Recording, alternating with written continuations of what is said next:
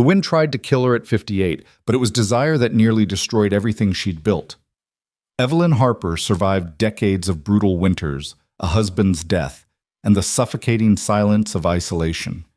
She'd convinced herself the storms raging inside her chest were just another part of prairie life, something to endure, never escape. Then a stranger with rain-soaked eyes and calloused hands appeared at her gate, and suddenly the most dangerous thing wasn't the collapsing barn or the gossip tearing through town like wildfire. It was the choice between safety and feeling alive again. Stay until the end of this story. Hit that like button and comment what city you're watching from so I can see how far this tale has traveled. The beam came down without warning. One moment, Evelyn Harper stood in the hayloft of the old barn, her boots steady on planks that had held strong for 40 years. The next, the world tilted sideways as timber groaned, a sound like bones breaking, and 200 pounds of rotted wood swung toward her skull with the inevitability of judgment. She didn't scream. Screaming was for people who still believed someone might come running. Her body moved on instinct, honed by decades of survival, and she threw herself backward.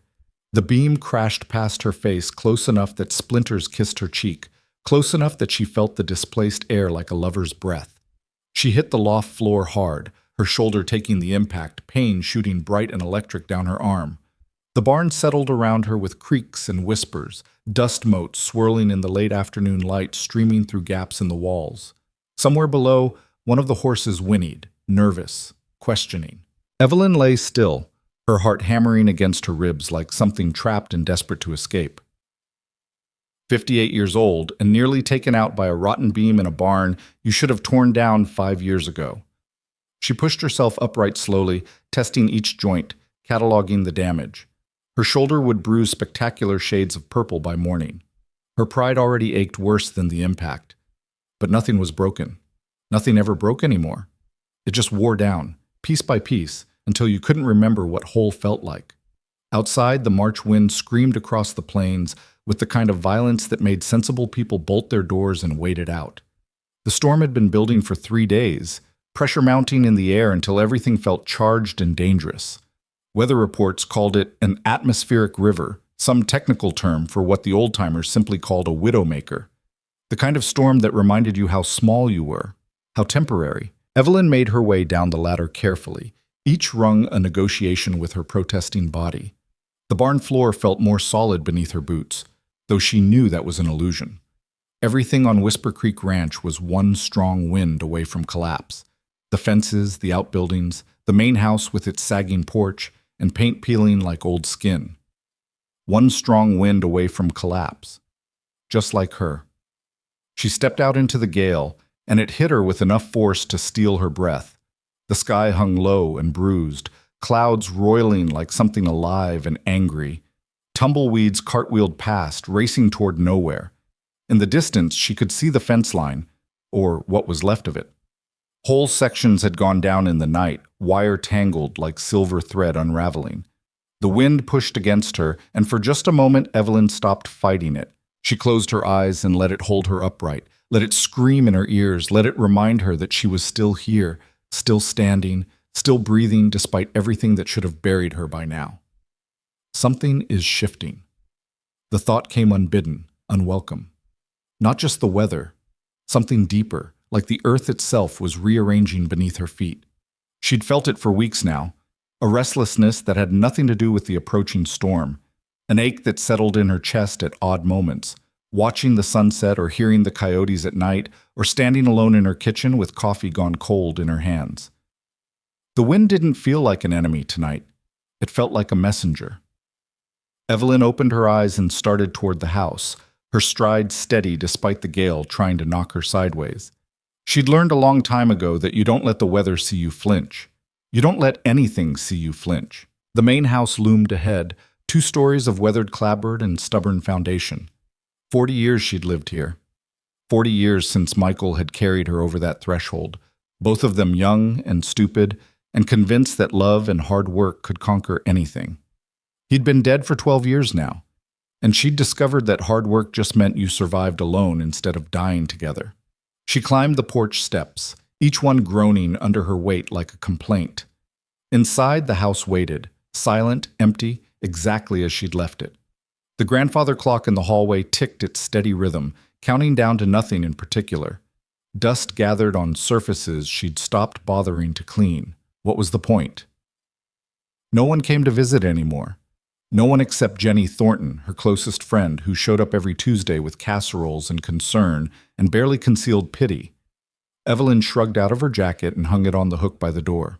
Her reflection caught in the hallway mirror, and she forced herself to look. 58. Silver hair she'd stopped coloring 3 years ago because pretending felt more pathetic than accepting. Lines carved deep around her eyes and mouth. Not laugh lines, not anymore. Eyes the color of creek water in winter, hard and clear and cold. A face that had forgotten softness. Too old for vanity, too old for dreams, too old for anything except survival. She turned away from the mirror and headed for the kitchen. The light over the sink flickered when she flipped the switch. Another thing that needed fixing, another item on a list that grew longer every day. She filled the kettle and set it on the stove, going through motions so familiar they required no thought. The wind rattled the windows, the house creaked, the clock ticked. This was her life. This was what she'd chosen, or what had chosen her. After Michael died, she could have sold the ranch, moved to town, found something smaller and easier. But she'd stayed. Partly because Harper had been here for 3 generations and abandoning it felt like betrayal. Partly because leaving required hope for something better, and hope had dried up along with everything else. The kettle screamed. She poured hot water over a tea bag and watched the color bleed out, turning clear water into something darker. Her shoulder throbbed where she'd hit the barn floor. She should ice it, take some ibuprofen, maybe call Doc Peterson in the morning just to make sure nothing was seriously damaged. But she knew she wouldn't. Admitting injury meant admitting vulnerability, and vulnerability was a luxury she couldn't afford. Outside, the storm intensified. Thunder rolled across the plains like artillery fire, deep and resonant enough to vibrate in her chest. Lightning split the sky, turning darkness to brief, brilliant daylight. Evelyn carried her tea to the living room window and stood watching the tempest. The wind bent the cottonwood trees nearly double. Rain began to fall, not gentle spring rain but hard, driving sheets that sounded like gravel against the glass. Something is coming. She didn't know why the thought kept circling back, insistent as the storm. Nothing ever came to Whisper Creek Ranch except feed deliveries and tax bills. Nothing changed except the seasons, cycling through their endless rotation, spring mud, summer heat, fall harvest, winter freeze. Year after year, decade after decade, until you're 58 and standing alone watching a storm and wondering what it would feel like to simply let go. To walk out into the wind and rain and keep walking until the cold or the dark or simple exhaustion claimed you. The thought scared her less than it should have. She finished her tea and rinsed the cup, setting it in the drainer with the precision of long habit. Upstairs, her bedroom waited, the bed too large, the silence too complete.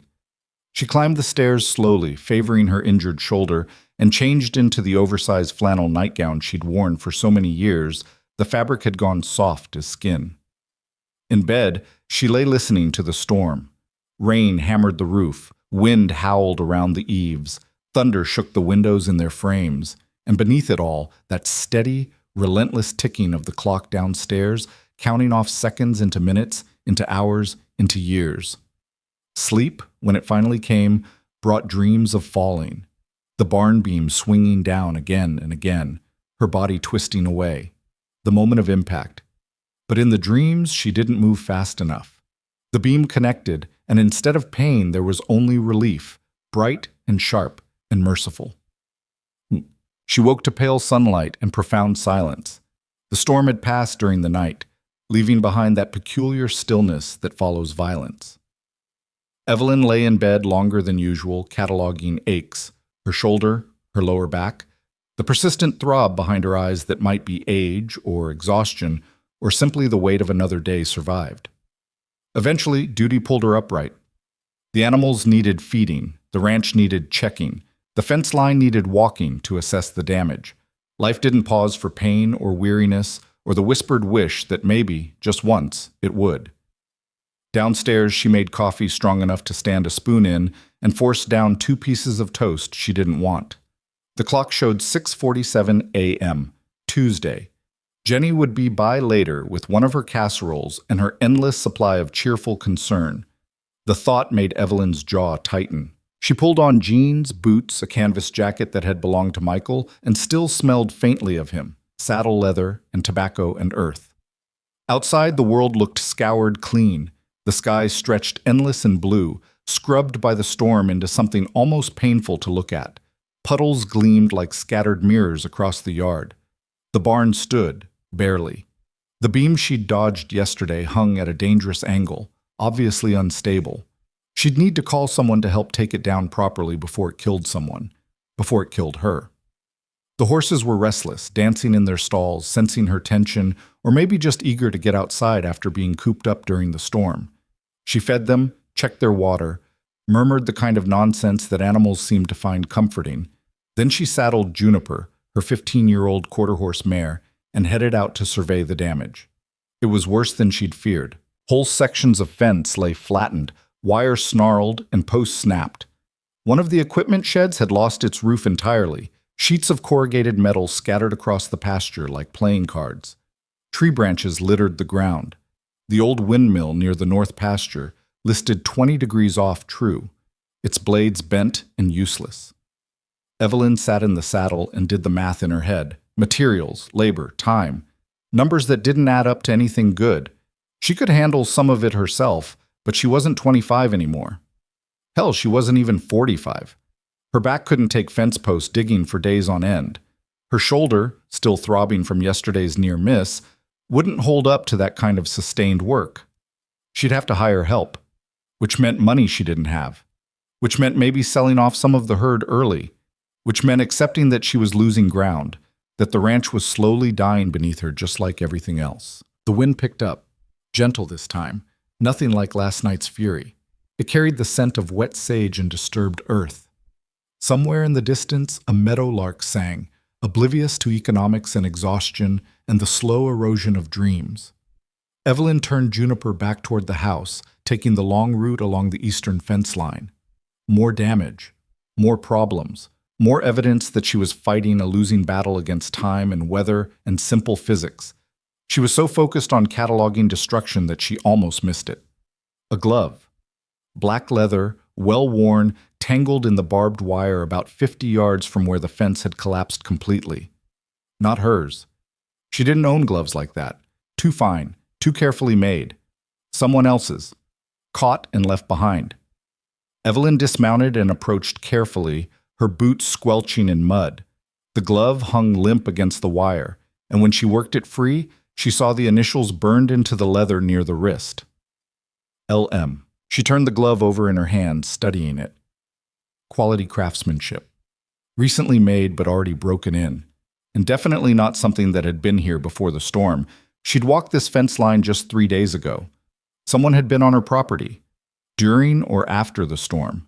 Someone who'd lost a glove trying to navigate her broken fence in the dark and wind and rain. The logical part of her brain cataloged this as concerning, trespassing, theft, danger. But something else stirred beneath the logic. Curiosity. The first she'd felt in longer than she could remember. She tucked the glove into her jacket pocket and remounted Juniper. The mare sensed the shift in her mood and quickened her pace, eager to get back to the barn and breakfast. At the house, Evelyn unsaddled and brushed Juniper with more care than strictly necessary, using the familiar rhythm to think. Someone had been here. Someone with the initials LM. Someone who wore expensive gloves and apparently felt comfortable enough to cut across private property in the middle of a dangerous storm. She should be angry. She should be worried. Instead, she felt awake for the first time in years. By the time Jenny Thornton's pickup truck rumbled up the drive at 4 o'clock, Evelyn had worked herself into a state of carefully controlled anticipation. She tried to dismiss the glove as meaningless, a random piece of debris blown in by the storm, initials just a coincidence, but the leather was too clean, too recently worn. Someone had been here. Recently. Jenny emerged from her truck carrying a covered dish and wearing the expression of someone who'd heard gossip and couldn't wait to share it. Lord, Evie, I was worried sick about you last night. Jenny bustled up the porch steps without waiting for an invitation, her gray curls bouncing, her round face flushed with purpose. That storm was something else. Took out 3 power lines in town, flooded the miller's basement, and you'll never guess what else happened. Evelyn held the door open and followed Jenny into the kitchen. What? A drifter came through. Jenny set the casserole on the counter with the satisfied air of someone delivering crucial intelligence. Young guy, maybe late 20s, riding the most beautiful black stallion Tom Brennan's ever seen. Showed up at the feed store right before the storm hit, asking about ranches in the area. Something tightened in Evelyn's chest. What kind of ranches? Any that might need work, apparently. Tom said he was polite, well-spoken, but quiet. Wouldn't give more than his first name, Logan. Paid cash for some supplies and rode out heading north. Jenny paused meaningfully. This direction. Evelyn's hand went unconsciously to her jacket pocket, feeling the shape of the glove through the canvas. North, toward Whisper Creek. Did Tom say what he looked like? Jenny's eyes sharpened with interest. Tall, dark hair. Good looking, if you like the strong, silent type. Why? You see someone around here? No. The lie came easily, automatic. Evelyn had learned long ago that honesty invited questions she didn't want to answer. Just wondering if I should be worried about trespassers. Oh, honey, he didn't seem dangerous or anything. Just lost, maybe. Looking for something. Jenny started unpacking the casserole, moving around Evelyn's kitchen with the familiarity of 40 years of friendship. Sheriff mentioned he saw a Texas horseman heading north yesterday afternoon. Real tall in the saddle, he said, riding straight into that storm like it was nothing. Texas, north, late 20s, black stallion, LM Logan, M something. You should be careful, though, Jenny continued, oblivious to the electricity crackling through Evelyn's veins. Strange man riding around, storm like that. You're out here all alone. I've been alone for 12 years, Jen. I think I can handle one drifter. I know. Jenny's voice softened. I just worry about you, that's all. This place is too big for one person, too isolated. You should think about... I'm not selling. Evelyn cut her off before the familiar argument could fully form. We've had this conversation. I'm not saying sell. I'm saying maybe consider taking on a ranch hand, someone to help with the heavy work, someone to... Jenny trailed off, her expression too knowing, too gentle. Someone to what? Keep me company? Keep me from going crazy out here alone? Evelyn heard the edge in her own voice and forced it softer. I'm fine, Jenny. I don't need a babysitter. I didn't say you did. Jenny finished arranging the casserole and turned to face Evelyn directly. But you don't need to be some kind of martyr either. There's no shame in accepting help. Help. As if that's what she needed. As if another person puttering around the ranch would somehow fill the hollow spaces that had nothing to do with empty rooms and everything to do with empty years. They talked about other things. Jenny's granddaughter's upcoming wedding, the new restaurant opening in town, the latest drama at the church Evelyn no longer attended. Normal, safe conversation that required only half her attention. The other half kept circling back to the glove in her pocket, to the image Jenny's words had conjured, a man on a black horse riding north through a storm, toward her. After Jenny left, Evelyn pulled the glove out and laid it on the kitchen table. The leather gleamed dully in the late afternoon light. Quality work, not cheap. She traced the burned initials with one finger, LM, and wondered what kind of man wore gloves like this and rode through widowmaker storms. Wondered what he'd been looking for on her land. Wondered if he'd found it. The sun was setting, painting the sky in shades of amber and rose when she decided. She'd ride out tomorrow and check the northern fence line more thoroughly, not because she expected to find anything. Just because that's what a responsible rancher did after a storm, assessed all the damage, checked all the boundaries. The fact that her pulse quickened at the thought had nothing to do with it. Morning came with the kind of crystalline clarity that only follows major storms. The air so clean it hurt to breathe. The light so sharp every detail stood in painful relief. Evelyn dressed with unusual care, choosing her better jeans, a clean shirt, even running a brush through her silver hair more times than strictly necessary. She caught herself in the mirror and stopped. What are you doing? Preparing to check fence lines, that's all. The fact that she'd chosen her good boots instead of the work-worn pair meant nothing. The fact that she'd put on the silver earrings Michael had given her 20 years ago meant nothing. Liar. She ignored the voice, her own, sharp with truth, and headed downstairs. The glove still sat on the kitchen table where she'd left it, a question mark in black leather. She picked it up, turned it over one more time, then tucked it into her saddlebag. Evidence, in case she needed to identify a trespasser. That's what she told herself. Juniper seemed to sense her unusual energy, prancing a little as Evelyn saddled her. The morning stretched vast and blue around them, the kind of day that made you remember why people chose to live in places that tried to kill them half the year. Beautiful and brutal in equal measure. They headed north at an easy lope, Evelyn letting the rhythm soothe her jangling nerves. What was she nervous about? Finding nothing, finding something, finding him? There is no him. There's just a lost glove and town gossip and your own desperate imagination. Except Jenny's description kept playing in her head. Tall, dark hair, strong and silent, riding north through a storm. And something about the way the words settled in her chest felt less like curiosity and more like recognition.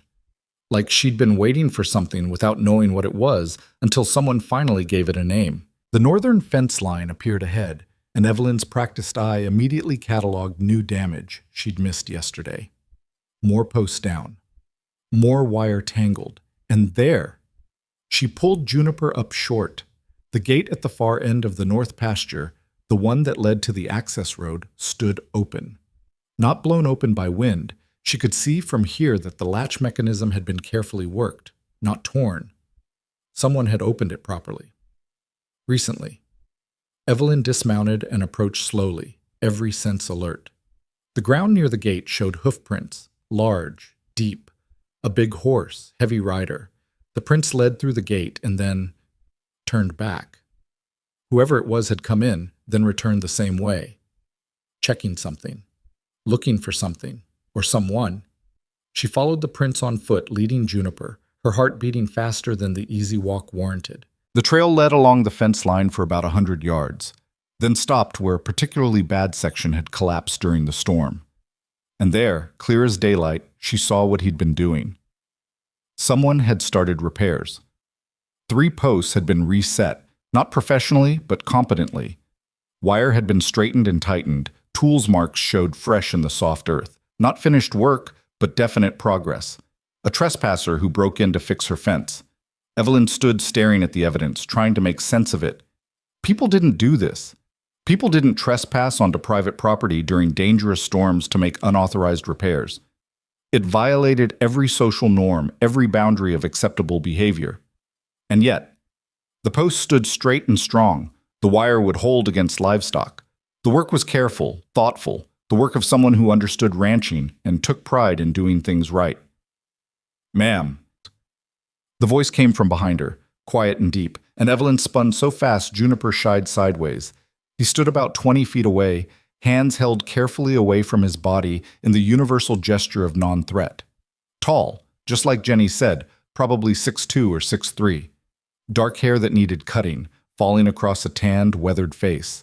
Eyes the color of storm clouds over distant hills. Late 20s, maybe early 30s.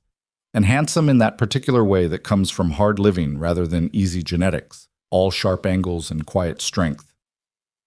The black stallion stood behind him, ground-tied, watching Evelyn with the same calm assessment as its rider. "I didn't mean to startle you."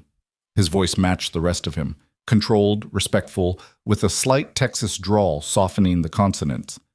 "I was just finishing up this section." Evelyn found her voice, though it came out sharper than intended. "You're on private property." "Yes, ma'am, I know." He didn't look away. Didn't make excuses. "I apologize for that. I meant to ask permission first, but the storm came up fast and your fence was down and I thought—" He gestured at the repaired section. "I thought I'd start on it rather than let your livestock wander." "My livestock aren't your concern." "No, ma'am." "You're right." He paused, then added, "But fences are everyone's concern in ranch country. Bad fences make bad neighbors." The quote was old, familiar, something her grandfather used to say, something she'd heard all her life, and hearing it now from this stranger's mouth did something strange to her defenses. "Who are you?" "Logan Mercer, ma'am." He touched his hat brim in a gesture that should have seemed antiquated, but somehow didn't. "I've been traveling north from Texas, looking for ranch work. Thought I'd ask if you might need a hand, but like I said, the storm came up, and when I saw your fence down, He shrugged. Seemed wrong to leave it like that. Logan Mercer. L.M. Evelyn pulled the glove from her saddlebag and held it up. You lost this. His expression shifted. Not quite a smile, but something close. I was hoping it hadn't blown to Oklahoma. Thank you. He moved forward slowly, and Evelyn noticed he walked like he'd spent his whole life in boots and saddle, that particular rolling gait that became second nature to men who lived on horseback. He took the glove from her hand, their fingers brushing for just a moment, and the contact sent electricity up her arm that had nothing to do with static. Up close, she could see details Jenny's gossip had missed. The scar above his left eyebrow, the way his eyes crinkled at the corners like he smiled more than he frowned, the calluses on his hands that spoke of years of hard work, the way he stood, confident but not cocky, ready but not aggressive, and the way he looked at her, not like she was a 58-year-old widow, not like she was town gossip or a charity case or someone to be pitied. He looked at her like she was simply a person, a rancher, an equal. When was the last time anyone had looked at her like that? I should go. Logan tucked the glove into his pocket. I've trespassed enough, but if you're looking for help with storm repairs, I'm willing to work for fair wages. Good references if you need them. He started to turn away, and Evelyn heard herself say, Wait. He stopped, looked back, waiting, not pushing, just there. She should tell him to leave. She should keep her mouth shut and let this strange, unsettling moment pass. She should remember that she was 58 and he was probably 30, and the whole situation was ridiculous, bordering on pathetic. Instead, she said, the south fence needs work too, and the barn has a beam that's about to come down on someone's head, and the windmill by the north pasture is bent. Yes, ma'am, I saw that. I can't pay much. The words came harder than they should. Admitting need always did. Enough for labor, but not enough to make it worth a skilled hand's time. Logan's expression didn't change. What would you pay? She named a figure, lower than she should, knowing it, knowing that any competent ranch hand could make twice that at one of the bigger spreads, waiting for him to laugh or make excuses or simply mount up and ride away. That's fair, he said simply. Where should I start? Oh. They worked through the morning, and Evelyn discovered that Logan Mercer was exactly what he appeared to be, a horseman who knew his way around ranch work. He didn't need instruction or supervision. He assessed each problem, determined the solution, and executed with quiet efficiency. The barn beam came down safely, dismantled piece by piece. The worst sections of fence were shored up enough to hold for now. By noon, they'd accomplished more than Evelyn could have managed in 3 days alone. She made sandwiches, automatic hospitality that Montana ranch culture demanded, and brought them out to where Logan was working on splicing new wire. He accepted the food with quiet thanks and sat in the shade of the barn to eat, the black stallion dozing nearby. Evelyn sat on an upturned bucket a few feet away, suddenly aware of how strange this was. A man on her property, a young man, eating lunch in comfortable silence like it was the most natural thing in the world. Your horse is beautiful, she said, because the silence had started to feel too heavy. What's his name? Midnight. Logan glanced at the stallion with unmistakable affection. Got him as a colt in Texas, raised him from nothing. You train horses? Some, mostly I work them, but I've started a few. He took a bite of sandwich, chewed thoughtfully. You have good land here, good bones to the operation. Had, Evelyn corrected, past tense. It's been going downhill for years. Nothing that can't be fixed with time and labor. I'm running short on both. Logan looked at her then, really looked, and she felt suddenly exposed under that steady gray gaze, like he could see all the things she worked so hard to hide. The exhaustion, the loneliness, the slow erosion of will that came from fighting losing battles year after year. Time's relative, he said finally, and labor can be hired. Not on what I can afford to pay. Maybe, maybe not. He finished his sandwich and stood, dusting crumbs from his jeans. Point being, nothing's beyond saving if you're willing to do the work. Was he still talking about the ranch? Evelyn couldn't tell. Didn't want to know. They worked through the afternoon, and somewhere around 4 o'clock, storm clouds began building again in the west, not as severe as the Widowmaker, but substantial enough to make Evelyn nervous. "You should head into town before that hits," she told Logan as he packed up his tools. "The access road gets impassable when it's wet." He glanced at the sky, assessing. "I'll be fine." "You don't know these roads." "I know roads." He swung into the saddle with fluid grace, settling onto Midnight's back like he belonged there. "I'll be back tomorrow if that's all right with you. We've still got that windmill to address." He'd be back, tomorrow. The word settled in her chest with warmth that felt dangerous. "All right," she heard herself say. "Tomorrow." He touched his hat brim again, that courtly gesture that should have seemed ridiculous but somehow wasn't, and turned Midnight toward the northern gate. Evelyn stood watching until horse and rider disappeared over the rise, silhouetted briefly against the darkening sky before dropping out of sight. Only then did she realize she was smiling. The first genuine smile in longer than she could remember. That night, the storm came back with renewed fury. Not as violent as the Widowmaker, but persistent. Rain drumming against the windows, wind moaning around the eaves, thunder grumbling in the distance like a conversation she couldn't quite hear. Evelyn made dinner, chicken and vegetables that tasted like nothing, and tried not to think about Logan Mercer riding through this weather. Tried not to imagine him caught in the downpour, cold and wet and alone. Tried not to care. Failed at all three. She was washing dishes when headlights swept across her kitchen window. A vehicle coming up the drive, moving slowly through the mud. Not Logan. He'd been on horseback, and besides, he had no reason to come back tonight. Evelyn dried her hands and went to the door, flipping on the porch light. Jenny's truck sat in the yard, engine idling, and through the rain-streaked windshield she could see her friend's worried face. The passenger door opened, and Logan Mercer climbed out. Evelyn's heart did something complicated and uncomfortable in her chest. He was soaked, jeans dark with water, hat dripping, jacket plastered to his shoulders. Behind him, through the open truck bed, she could see Midnight tied securely under a tarp that provided minimal shelter. Jenny rolled down her window. "Found him about halfway back to town," she called over the sound of rain. "Horse threw a shoe on the access road. I've got space in my barn for the night, but I thought maybe he should check in with you first, seeing as how he's working here now." The words were innocent enough, but Evelyn heard the question underneath. Is he working here? Is this something I should be worried about? "Are you okay?" "He's working here," Evelyn confirmed. Then, without letting herself think too hard about it, she added, "He can stay in the bunkhouse. No point making Jenny's barn crowded." Something flickered across Logan's face. Surprise, maybe, or gratitude. "I don't want to impose, ma'am. It's not an imposition. It's practical." She kept her voice brisk, businesslike. "Bunkhouse hasn't been used in years, but it's weather-tight.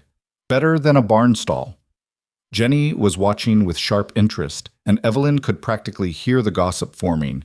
Evelyn Harper taking in a strange man, letting him stay on her property. What's she thinking? Let her think it. Let the whole town think it. Evelyn was tired of caring. "Thank you," Logan said simply. "I appreciate it." Jenny helped him unload Midnight, and Evelyn showed Logan where the barn stalls were. Clean, dry, well-maintained, because the horses deserved that, even if she couldn't be bothered with her own housekeeping anymore. Logan settled the stallion with practiced efficiency, while Evelyn and Jenny stood in the barn doorway, rain creating a curtain between them and the house. "You sure about this?" Jenny asked quietly. "About what?" "Evie." Jenny's voice was gentle but firm. "You don't know this man. I know he's a good worker. I know he fixes fences instead of cutting them. I know he treats his horse well." Evelyn crossed her arms. "That's more than I know about most people." "That's not what I mean, and you know it." "Then what do you mean, Jen? Spell it out for me." Jenny hesitated, then said carefully, "I mean, he's young, and you're vulnerable right now, and people will talk." "People always talk." Evelyn heard the weariness in her own voice. "I stopped listening years ago. I'm not worried about what people say. I'm worried about you getting hurt. By offering a man a dry place to sleep, by hiring help I desperately need, explain to me how that's going to hurt me." "You know what I mean." And Evelyn did. because Jenny was afraid of exactly what Evelyn herself was afraid of, that this was more than practical. That the way her pulse quickened when Logan was near had nothing to do with fence repairs and everything to do with the fact that she'd been alone so long she'd forgotten what it felt like to be seen. "He's half my age," Evelyn said flatly. "Trust me, there's nothing to worry about." Logan emerged from the barn, and Jenny gave Evelyn one last searching look before heading to her truck. "Call me if you need anything," she said, loud enough for Logan to hear. Then, quieter, "I mean it, Evie." After Jenny's taillights disappeared into the rain, Evelyn led Logan to the bunkhouse, a small building behind the main house that had housed seasonal workers back when the ranch ran enough cattle to need them. She unlocked the door and flipped on the light, revealing a Spartan but clean space. Single bed, small table, wood stove, private bathroom. "It's not much," she said, "but it's perfect." Logan set his saddlebag down and looked around with what seemed like genuine appreciation. "Better than most places I've stayed. There's firewood in the box, extra blankets in the chest. If you need anything else, I won't." He met her eyes, and there was something in his expression that made her breath catch. Not attraction, not exactly, more like understanding. "Thank you, Mrs. Harper." "Evelyn," she heard herself say, "if you're going to be working here, you can call me Evelyn." "Evelyn." He said it carefully, like he was testing the shape of it. Then, softer, "Thank you, Evelyn." She should leave, should say goodnight and walk back to the big empty house and stop this before it became something she couldn't control. But her feet seemed rooted to the floor, and the rain was so loud on the roof, and Logan was looking at her like she mattered, like her name in his mouth meant something. "Good night," she managed finally, and fled before she could do something stupid. Back in her own house, door locked behind her, Evelyn leaned against the wood and tried to calm her racing heart. "What are you doing?" She didn't know, didn't want to examine it too closely. All she knew was that for the first time in 12 years, the silence in her house didn't feel quite so suffocating. For the first time in longer than she could remember, tomorrow felt like something worth staying awake for. Outside, the storm raged on, but inside something had shifted. The wind no longer sounded lonely. It sounded like possibility. Morning arrived with the kind of silence that follows rain. Absolute cathedral deep, broken only by the drip of water from eaves and the distant call of meadowlarks claiming territory. Evelyn woke before dawn, as she always did. But for the first time in years, the waking didn't feel like punishment. Someone else was on the ranch. Someone who would be up soon, needing coffee, needing direction, needing her attention in ways that had nothing to do with broken fences and everything to do with the dangerous flutter in her chest she refused to name.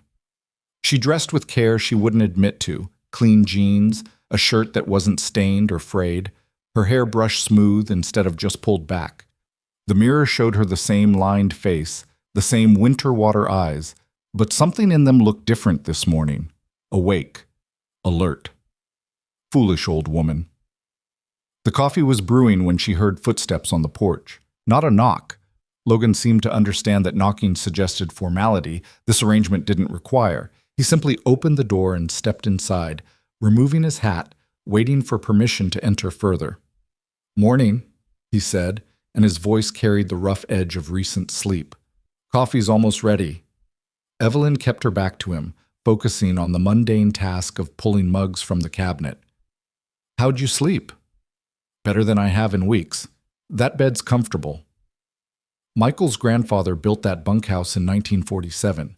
Said if you're going to ask men to work hard, you should at least let them sleep well. She poured coffee and turned to hand him a mug, their fingers brushing again in the exchange.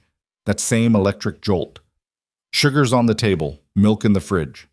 He took it black like she did.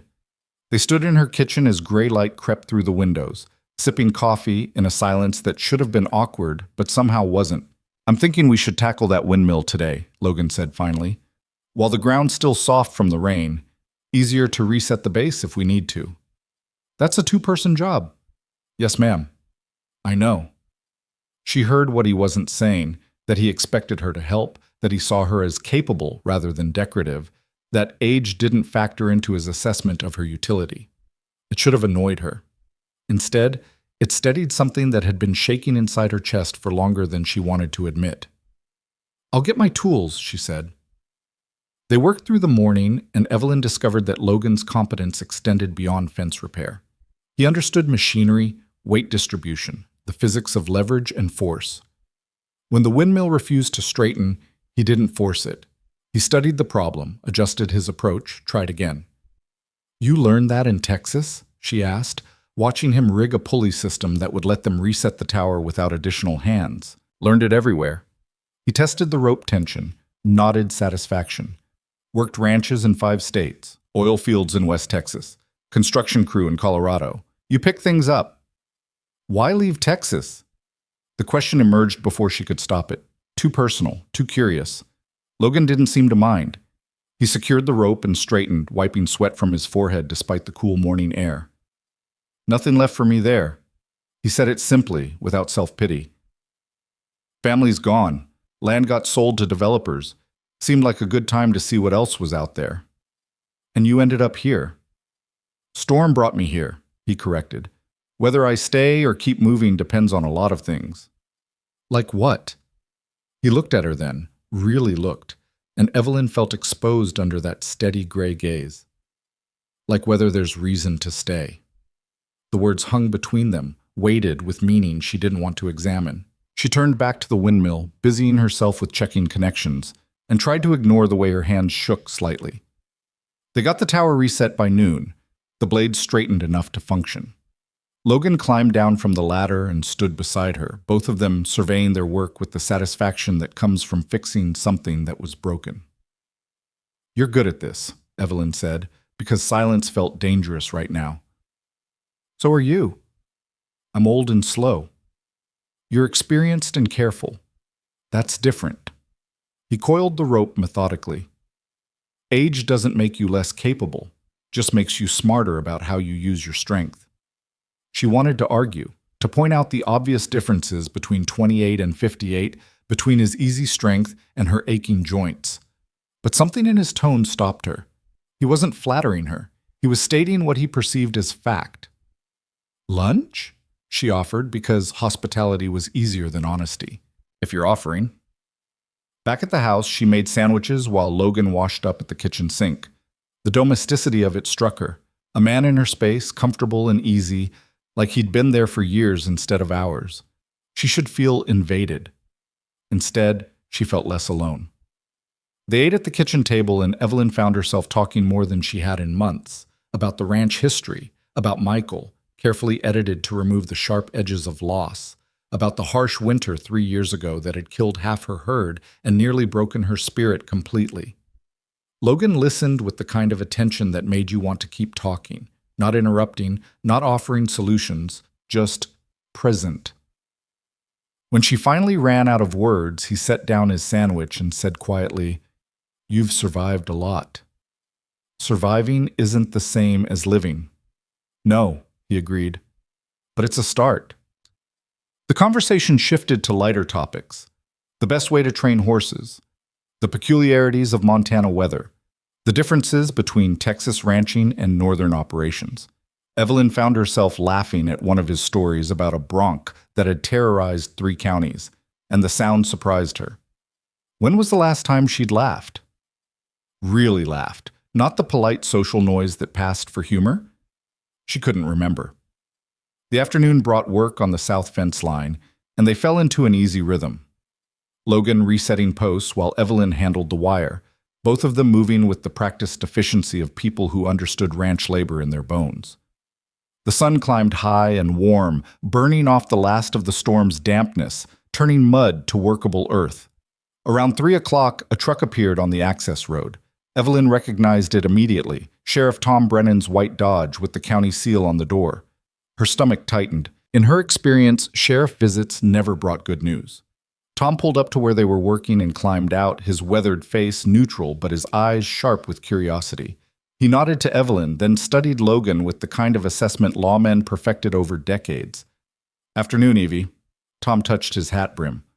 "Wanted to check that the storm didn't do too much damage out here." "Nothing we can't handle." She kept her voice level, aware of Logan standing quietly beside her, tools in hand, waiting. This is Logan Mercer. He's helping with repairs. We met. Tom's tone suggested the meeting had been brief and professional. Down at the feed store. You settling in all right, son? Yes, sir. Logan's posture didn't change, respectful but not subservient. Mrs. Harper's been generous with her hospitality. Something flickered in Tom's expression. Not suspicion exactly, but something close. That's good. Real good. He turned back to Evelyn. Jenny mentioned you'd taken on help. Just wanted to make sure everything was appropriate. The implication stung worse than it should have. Evelyn felt heat rise in her cheeks, anger mixing with embarrassment. Everything is perfectly appropriate, Tom. Logan's staying in the bunkhouse and working for wages. That's all. Didn't mean to suggest otherwise. But Tom's eyes said different. Just looking out for you, that's all. You know how folks worry. Folks should mind their own business. Maybe so. Tom glanced between them one more time, then sighed. Look, Evie, I know you don't need me telling you how to run your life. But people are going to talk. Young man staying on your property, working for wages you can't really afford to pay. It's going to raise questions. Let them question. Evelyn crossed her arms, feeling Logan's presence beside her like a shield. I'm hiring help I need. There's nothing scandalous about that. Not saying there is, just saying you should be prepared for gossip. Tom put his hat back on. You need anything? You call. That's what I came to say. Storm or no storm, trouble or no trouble, you call. After he left, silence settled heavy between them. Logan went back to work without comment, but Evelyn saw the tightness in his shoulders, heard what Tom hadn't quite said out loud. This isn't appropriate. You're making a mistake. People are watching. She should care, should worry about her reputation, about what the town would say, about Jenny's concerns and Tom's barely veiled warnings. But standing there in the afternoon sun with fence wire cutting into her work gloves and sweat dampening her shirt, she found she didn't. Let them talk. Let them whisper and speculate and judge. She'd been silent and proper and careful for 12 years, and where had it gotten her? Alone in a dying ranch with nothing but regrets for company. I'm sorry about that, Logan said quietly, not looking at her, focused on driving a post into stubborn ground. If my being here causes you trouble, it doesn't. The words came out fiercer than intended. Tom means well, but he doesn't get to tell me who I can hire or where they can stay. People talk in small towns. People talk everywhere. Doesn't make them right. She grabbed the next section of wire, feeling the familiar bite of metal through leather. You're doing good work. That's all that matters. He looked at her then, and something passed between them, understanding maybe, or mutual recognition of outsider status. Whatever it was made her chest tight and her breath short. They worked until sunset painted the sky in shades of copper and gold. The south fence stood secure, ready to hold against whatever came next. Logan packed up his tools with the same methodical care he brought to everything, and Evelyn found herself not wanting the day to end. I could make dinner, she heard herself say. If you're hungry, nothing fancy, just, I'd like that. Logan's smile was small, but genuine. Thank you. In the kitchen, she cooked while he sat at the table, comfortable in her space in a way that should have felt intrusive, but didn't. They talked about nothing important, weather predictions, upcoming work, the Black Stallion's preference for oats over grain, safe topics that let them orbit around what neither was willing to name. Over pot roast and vegetables, Evelyn studied him in the lamplight. The strong lines of his face, still young but already weathered by sun and wind, the capable hands that had done a day's hard labor without complaint, the gray eyes that sometimes looked 100 years old despite the smooth skin around them. Can I ask you something? She set down her fork, emboldened by the gathering dark outside and the intimate quiet of the kitchen. Yes, ma'am. Why did you really come here? To Montana, I mean. Not just nothing left in Texas. The real reason. Logan was quiet for a long moment, turning his water glass in slow circles. When he finally spoke, his voice was low and honest. I was tired of feeling like I'd already lived my whole life. 28 years old, and I could see exactly how the next 40 would go. Same work, same town, same conversations. I wanted... He paused, searching for words. I wanted to find out if there was something else, something more. And have you found something more? His eyes met hers across the table. Maybe. It's early yet. The moment stretched, charged and dangerous, and Evelyn looked away first. Too much. This was all too much, too fast, too impossible. She was 58. He was barely half that. Whatever she thought she felt, attraction, connection, the first stirring of something she'd buried 12 years ago, it was ridiculous. Pathetic. You're too old for this. The thought echoed in her head like a warning, like wisdom, like the voice of everyone who would judge her for even entertaining the possibility. She stood abruptly, collecting dishes with more force than necessary. I should clean up. You've got an early start tomorrow.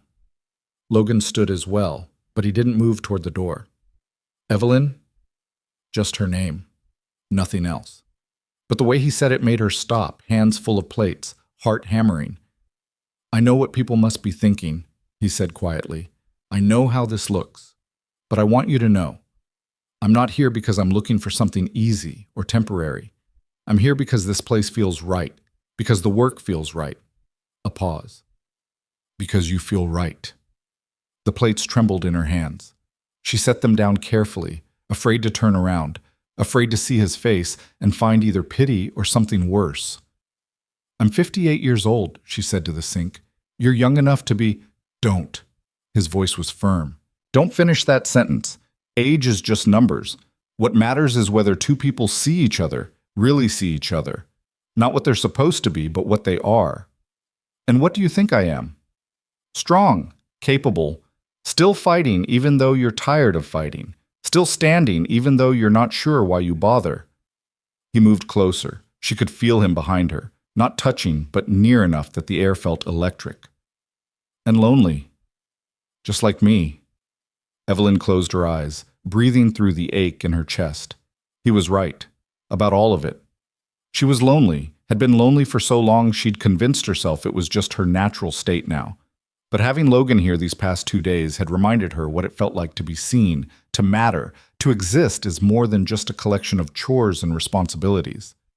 This is a mistake, she whispered. Maybe. He didn't argue, didn't push. Or maybe it's the first right thing either of us has done in a long time. She turned then, finally brave enough to look at him. He stood close enough to touch, gray eyes steady and honest, no games or manipulation or hidden agenda. Just a man who saw her, really saw her, and didn't look away. I don't know how to do this, she admitted. Neither do I. A small smile touched his mouth. Maybe we figure it out together. The moment hung suspended, possibility crackling in the air between them. Evelyn could feel herself at a crossroads, one path leading back to safety and solitude, the other towards something terrifying and unknown. Before she could decide, headlights swept across the kitchen window. Another vehicle coming up the drive, moving fast. Logan stepped back immediately, restoring appropriate distance, and Evelyn felt the loss like cold water. She went to the door and recognized Jenny's truck before it even stopped. Her friend climbed out, face tight with purpose, and Evelyn knew instantly that something had happened. What's wrong? Jenny's eyes flicked to Logan, then back. Can we talk? Privately? Logan took the hint and excused himself, heading toward the bunkhouse without being asked. After the door closed behind him, Jenny grabbed Evelyn's arm with surprising strength. I just came from town, from the diner. Her words tumbled out fast and urgent. Evie, they're talking about you, about him. Martha Simmons saw Tom's visit this afternoon, and by dinner, half the town knew you had a young man staying on your property. So? Evelyn pulled her arm free. I told you he was working here. Working here is one thing. Living here is different. Jenny's voice dropped. They're saying terrible things. That you're lonely and desperate. That he's taking advantage. That it's inappropriate and you've lost your mind. Each word landed like a small cut, familiar and sharp. Evelyn had heard versions of this before. After Michael died, when people whispered that she should sell and move, that a woman alone couldn't maintain a ranch, that she was being stubborn and foolish. She'd ignored them then. She could ignore them now. I don't care what they say. But I do. Jenny's eyes were bright with unshed tears. I care because you're my friend, and I don't want to see you hurt. And this, Evie, this can only end badly. He's young, he'll leave, and you'll be left dealing with the fallout. You don't know that. I know how these things work. I know what people are capable of. Jenny softened her voice, gentling the blow. Honey, I understand you're lonely. I understand you want companionship, but there are better ways. There are men your own age who what? Anger flared hot in Evelyn's chest. Who might tolerate me? Who might settle for a worn-out rancher with nothing to offer but a failing ranch and a bitter attitude? That's not what I meant, isn't it? Evelyn heard her voice rising and didn't care. Everyone's so concerned with what's appropriate and what people will say. No one's asking what I want, what I feel. Whether maybe, just maybe, I'm tired of living half a life because that's what's expected. Jenny recoiled as if struck. I'm trying to protect you. I don't need protection. I need... Evelyn trailed off, suddenly aware of Logan standing in the doorway of the bunkhouse, visible through the kitchen window. He wasn't watching them, wasn't eavesdropping, just standing there in the lamplight, present and real, and the first thing in years that had made her feel alive. I need you to trust me, she finished quietly, to trust that I know what I'm doing. Do you? Jenny asked. Do you really? The question hung unanswered because Evelyn didn't know. She didn't know if this was wisdom or madness, courage or desperation. All she knew was that sending Logan away felt like giving up on something she hadn't even allowed herself to want. Jenny left with warnings ringing in the air, and Evelyn stood in her kitchen feeling scraped raw. The pot roast sat half-eaten on the table. The dishes waited in the sink. Outside, Logan's silhouette moved behind the bunkhouse window as he prepared for bed. She should go to him. Should tell him that Jenny was right, that this was too complicated, that he should find work somewhere else where his presence wouldn't stir up gossip and judgment. It would be the smart thing, the safe thing. Instead, she cleaned the kitchen with methodical precision, putting everything back in its place, restoring order to what felt increasingly chaotic. When the last dish was dried and put away, she stood at the window and watched lamplight glow in the bunkhouse. He makes you feel alive. The thought came unbidden, undeniable. In 2 days, Logan Mercer had done what 12 years of solitude couldn't. He'd reminded her that she was still here, still capable of feeling something beyond exhaustion and regret. Was that worth the price of town gossip? Worth the risk of heartbreak? Worth fighting for? She didn't know. But standing there in her empty kitchen, she knew one thing with absolute certainty. She wasn't ready to let him go. Not yet. Morning would bring more work, more decisions, more moments where she'd have to choose between safety and possibility. But tonight, she allowed herself to sit with the uncertainty, to feel the dangerous flutter in her chest and not immediately smother it with logic and fear. Outside, the night settled cool and clear, stars wheeling overhead in their ancient patterns. The bunkhouse light went dark. The ranch fell silent except for the wind, always the wind, carrying messages she was finally brave enough to hear. She wasn't too old for this. She was exactly where she needed to be. The days that followed developed their own rhythm, and Evelyn found herself caught in the current of something both familiar and entirely new. Logan arrived at the house each morning just after dawn, accepted coffee with quiet thanks, and they'd planned the day's work over breakfast she didn't remember deciding to make for him. Eggs and toast, oatmeal with honey, simple meals that somehow tasted better shared. The work itself became a kind of conversation. They repaired fences, cleared debris, reinforced structures weakened by winter and storms. Logan's competence was matched by his willingness to defer to her knowledge. He might know machinery and horses, but she knew this land, these buildings, the particular challenges of Whisper Creek Ranch. They worked as partners, and the novelty of that nearly undid her. By the fourth day, they'd fallen into patterns that felt dangerously domestic. Logan would wash up at the kitchen sink before meals. Evelyn would pack extra sandwiches without asking if he wanted them. They'd eat lunch in companionable silence, sitting on the porch steps, watching clouds build over distant mountains. And through it all, the town watched. Evelyn felt the weight of their attention every time she drove into town for supplies.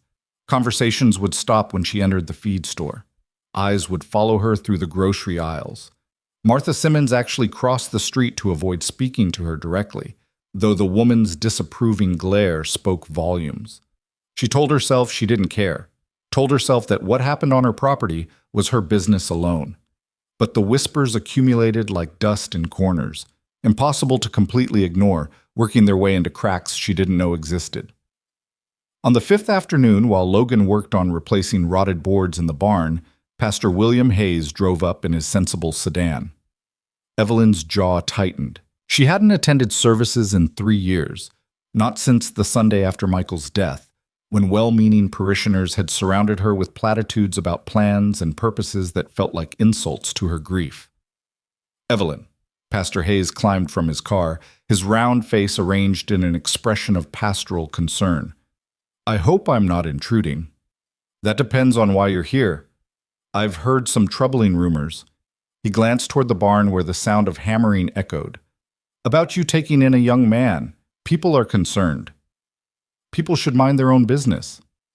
When it comes to the spiritual welfare of our congregation, I'm not part of your congregation anymore, William. Haven't been for years." Evelyn crossed her arms. "So whatever concerns people have, they can keep them." The pastor's expression shifted from concern to something harder. "I understand you're lonely, Evelyn, but there are proper ways to address that, Christian ways. This situation, a young man living on your property, the two of you alone out here, it creates an appearance of impropriety." "An appearance?" Evelyn's voice dropped to something cold and precise. "Not actual impropriety, just the appearance. In matters of faith and community, appearance matters. We're called to avoid even the appearance of evil." "Evil." She let the word hang between them, sharp and ugly. "You think hiring ranch help is evil?" "I think it's unwise. I think it invites temptation. I think at your age, you should know better than to put yourself in a position where, at my age," Evelyn interrupted, fury rising hot and clean. "Tell me, William, what exactly is my age supposed to know? That I should sit quietly in my empty house and wait to die? That wanting companionship or help or even just conversation makes me foolish? That I'm too old to feel anything except what's deemed appropriate by people who've never spent one night alone in their lives?" Pastor Hayes blinked, clearly not expecting resistance. "That's not what I meant." "Yes, it is. That's exactly what you meant." She stepped closer, making him retreat slightly. "You and Tom and Jenny and everyone else who's so concerned, you all want me to be a certain kind of widow, quiet, grateful, slowly fading away without causing trouble or raising questions. Well, I'm done being that person. Evelyn, I'm trying to help you." "No, you're trying to make me behave in ways that make you comfortable. That's different." She pointed toward his car. "You can go now, and you can tell whoever sent you that my soul is my own business." After he left, she stood trembling in the driveway, adrenaline making her hands shake. The hammering in the barn had stopped. Logan emerged, wiping sawdust from his jeans, his expression carefully neutral. "You all right?" he asked. "No." The honesty surprised her. "But I will be."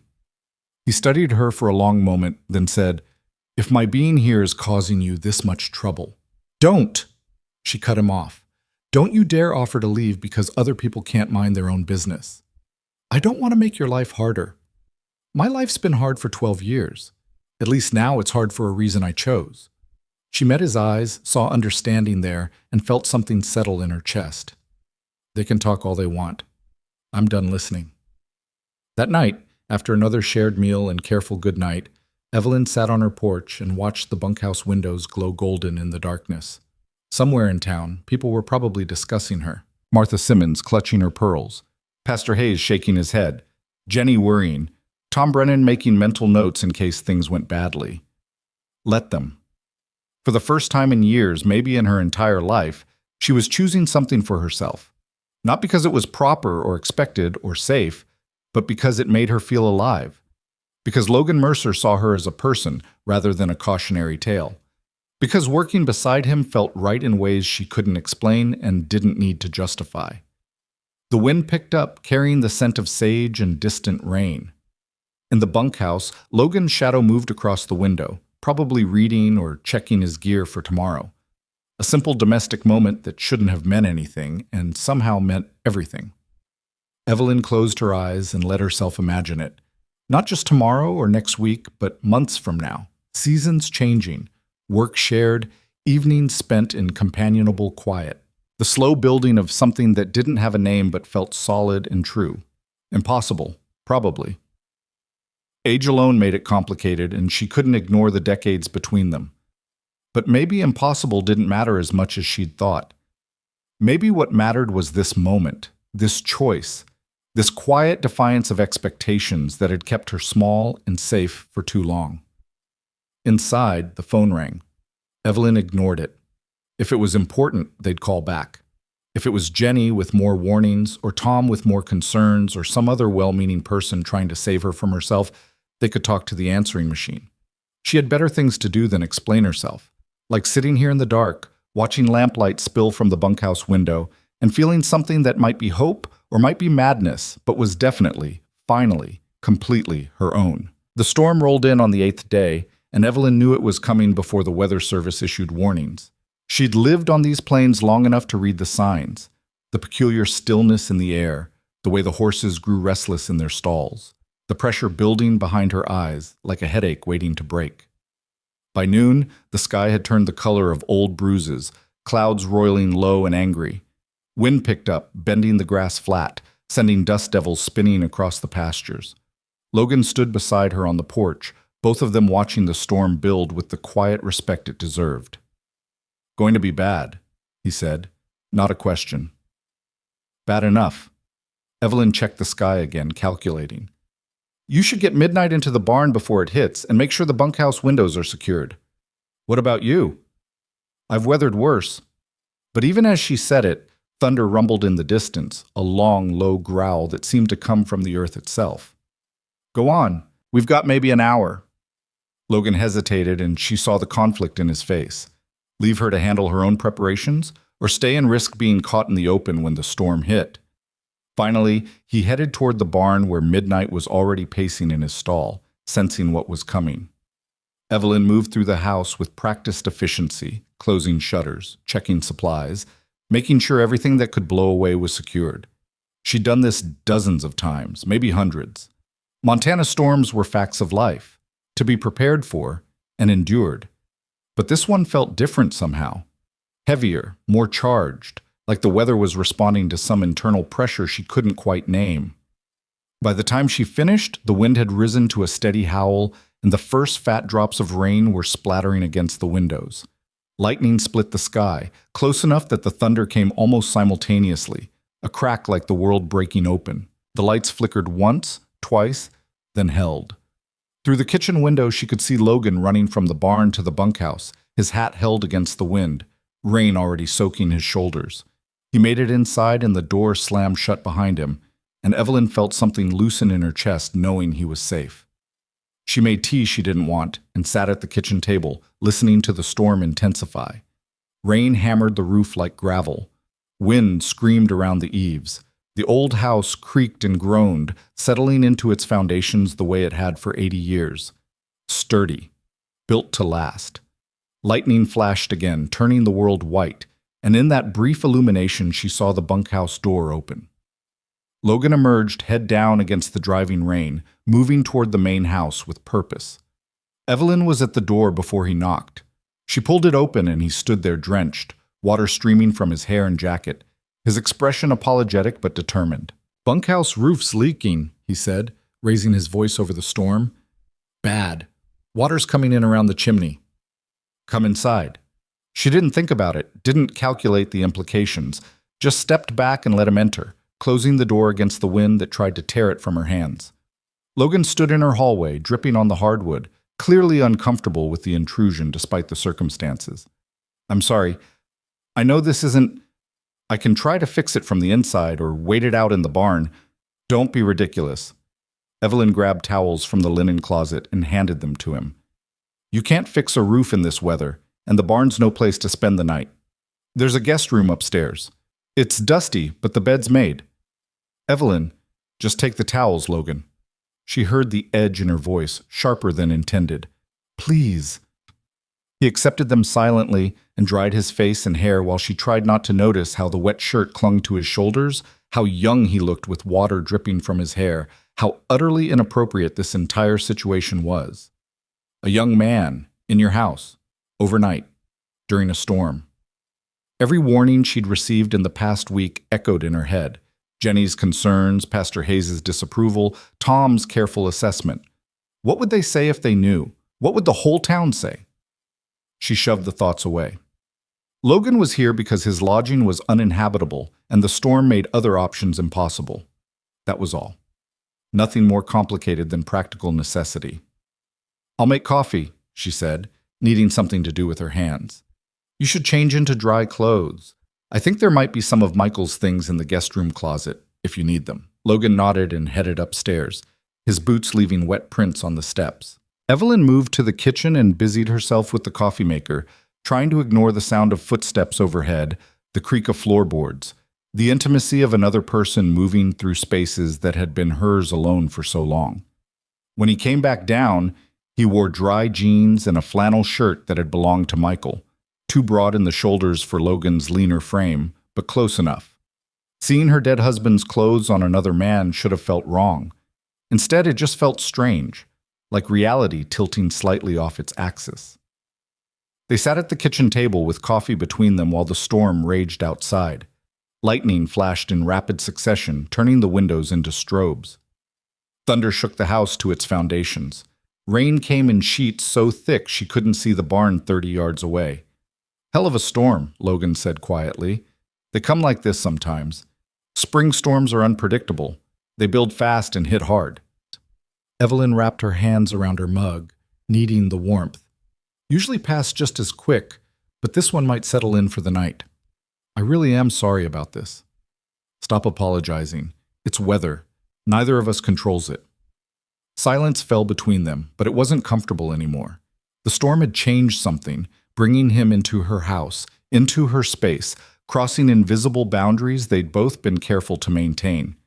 In the bunkhouse or working outside, they could pretend this was just employer and employee.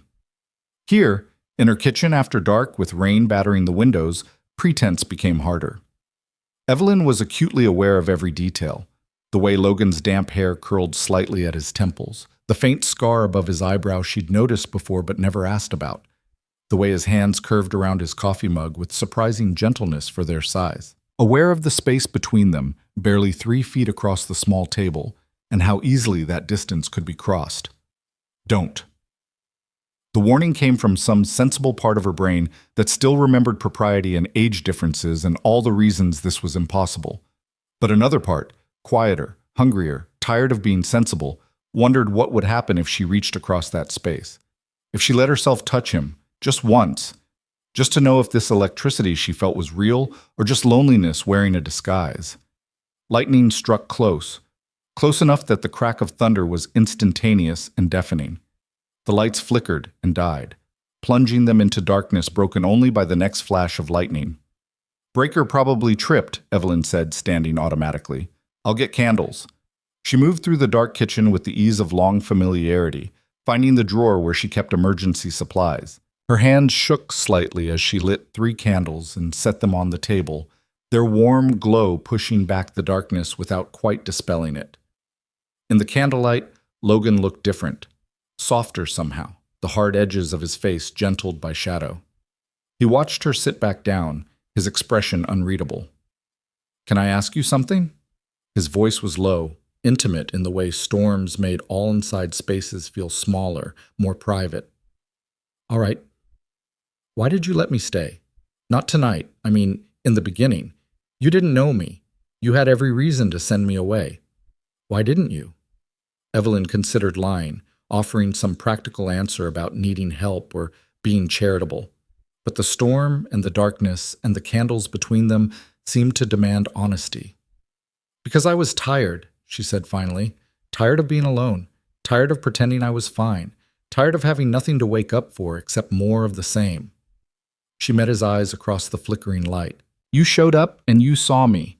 Not Widow Harper or that poor woman or someone to be pitied. Just me. I couldn't remember the last time anyone had done that." Logan was quiet for a long moment, then said, "I know what that feels like. Being invisible. Going through motions because you don't know what else to do. Is that why you left Texas?" "Part of it." He turned his mug slowly between his hands. "After my parents died, everyone in town treated me different. like I was fragile, like I might break if they stopped handling me carefully. I got tired of being someone's tragedy.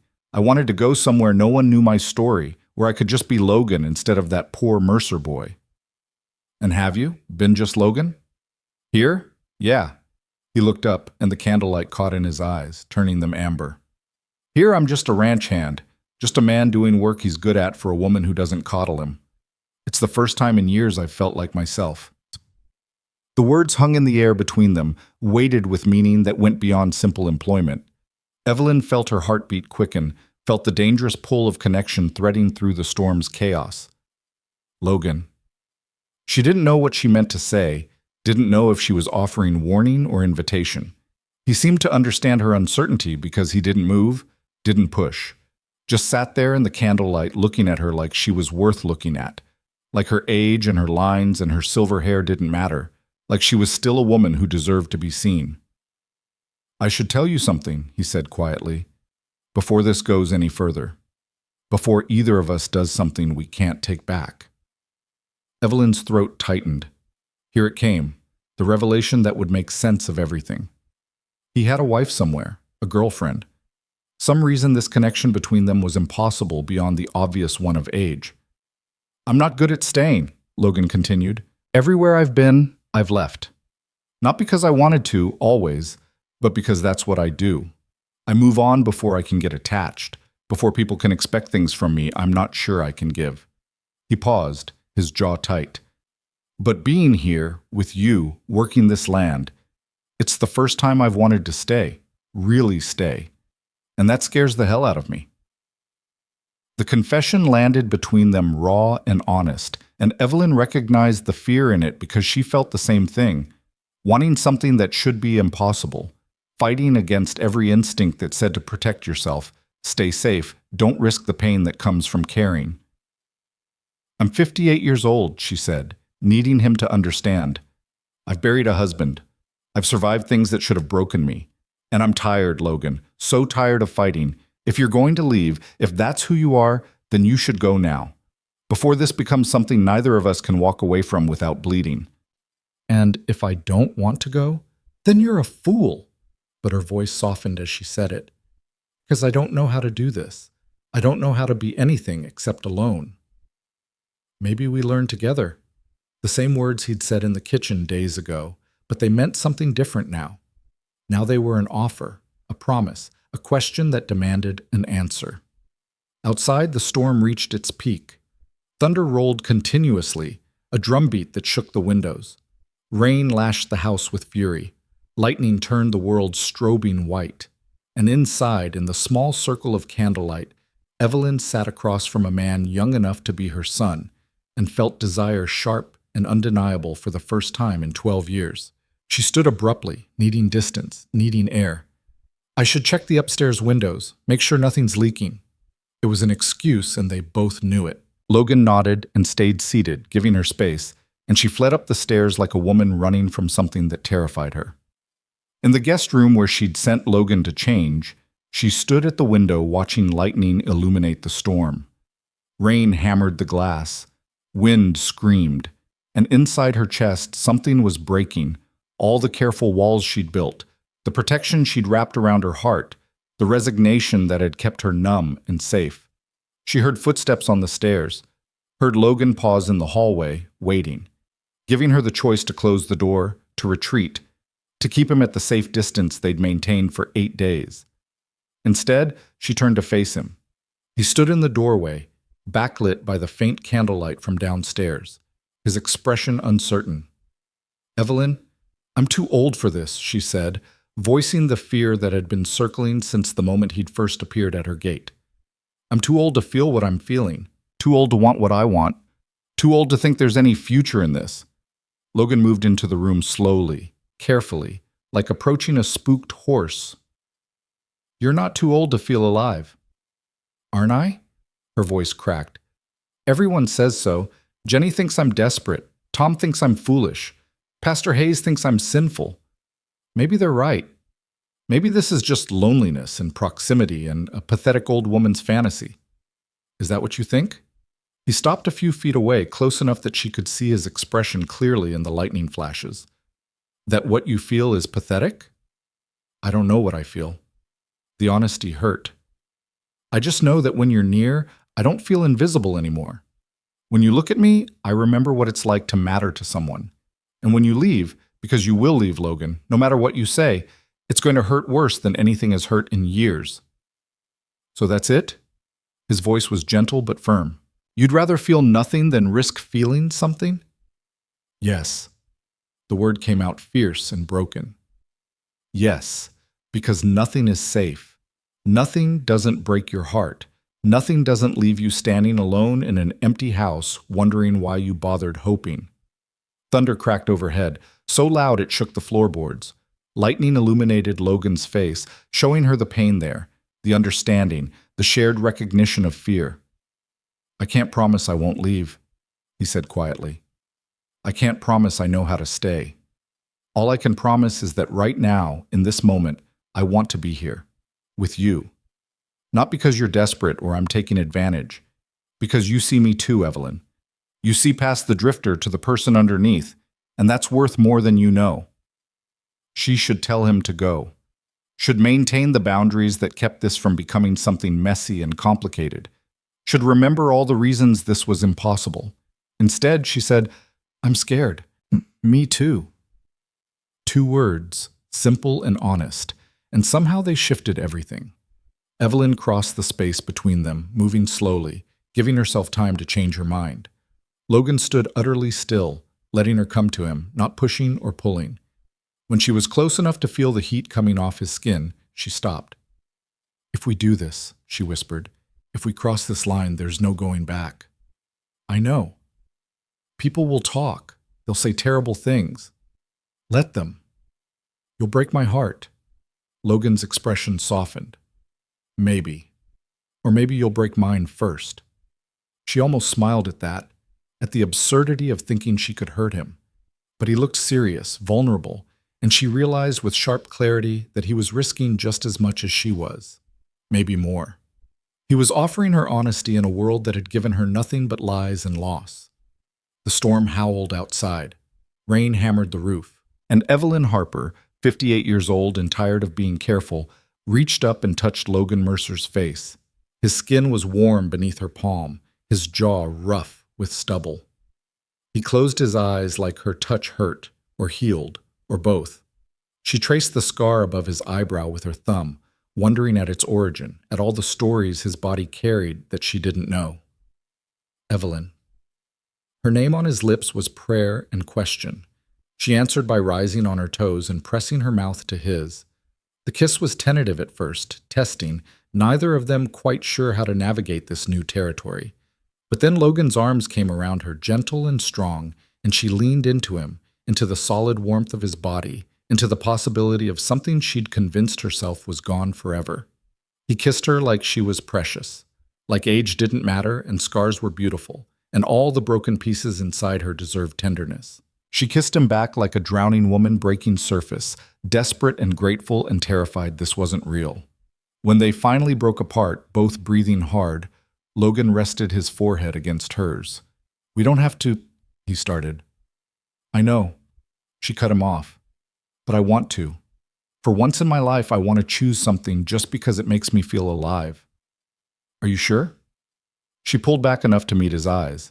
No, but I'm tired of only doing things I'm sure about. Thunder rolled overhead and rain pounded the windows, and somewhere in the world people would judge them for this, would whisper and condemn and shake their heads at the foolish widow and the young drifter. Let them. Let the whole town talk. Let Jenny worry and Tom disapprove and Pastor Hayes pray for her wayward soul. Tonight, in this room, in this storm, none of it mattered. Logan kissed her again, deeper this time, and Evelyn let herself fall into it. Let herself feel the desire she'd buried, the loneliness she'd denied, the hunger for connection that went beyond physical need into something more essential. She'd been alone so long, she'd forgotten what it felt like to be touched with intention, to matter to someone's hands, to exist as more than just a collection of tasks and responsibilities. They moved to the bed slowly, carefully, both hyper-aware of how fragile this was. Logan's hands were gentle on her skin, tracing lines and curves with reverence that made her throat tight. She explored his body in return. The strong planes of his chest, the muscles earned through hard work, the scars that mapped his history. "You're beautiful," he whispered against her skin, and she wanted to argue, to point out her age and her lines and all the ways her body showed time's passage. But the way he looked at her, the way he touched her, made arguments feel pointless. Outside, the storm raged with undiminished fury. Inside, in the circle of candlelight and tangled sheets, Evelyn discovered that desire didn't die just because you ignored it. It just waited, patient and persistent, for someone to wake it again. Logan made love to her like he had all the time in the world, with attention and care that spoke of genuine connection rather than simple physical need. And Evelyn, who had convinced herself she was too old for this, too tired for this, too damaged for this, found herself crying, not from sadness, but from relief.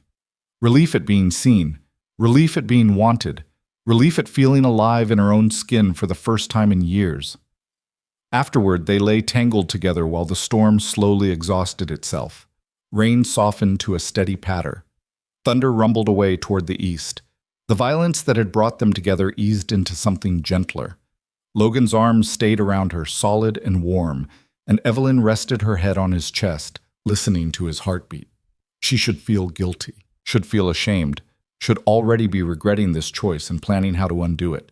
Instead, she felt peace. "What are you thinking?" Logan's voice rumbled beneath her ear. "That I should feel worse about this than I do." "Do you? Feel bad?" "No." The honesty surprised her. "I feel like I've been holding my breath for 12 years and finally remembered how to exhale." His arms tightened around her. "Good." They lay quiet for a while, and Evelyn felt sleep pulling at her, warm and heavy and more restful than any she'd found in recent memory. But beneath the contentment, reality waited. Morning would come, the storm would pass, and they'd have to face what they'd done, what it meant, where they could possibly go from here. "Logan?" "Yeah?" "You were right to be scared." She turned to look at him in the dim light. "I'm going to get attached." "I already am. And when you leave, I'm not leaving." He said it with such conviction that she almost believed him. "Not unless you tell me to go." "You say that now, but eventually I might leave. I might not. Neither of us knows the future, Evelyn. All we have is right now. And right now, I'm exactly where I want to be." She wanted to argue, to point out all the ways this couldn't possibly work, but sleep was pulling harder, and his warmth was seductive, and for once in her careful, controlled life, she let herself simply accept comfort without dissecting it. The last thing she remembered before sleep claimed her was the sound of rain on the roof and Logan's steady breathing and the peculiar sensation of not being alone in the dark. When she woke, dawn was seeping gray and gentle through the windows. The storm had passed, leaving the world scrubbed clean and quiet. Logan slept beside her, one arm still draped protectively across her waist, his face peaceful in sleep. Evelyn studied him in the soft light, memorizing details. The way his dark hair fell across his forehead, the length of his eyelashes, the small scar on his collarbone she'd traced with her fingers in the night. So young, so impossibly young, and yet he'd seen past her age to something worth choosing, worth staying for, at least for now. Reality crept back in with the morning light. What had they done? What would happen when word got out?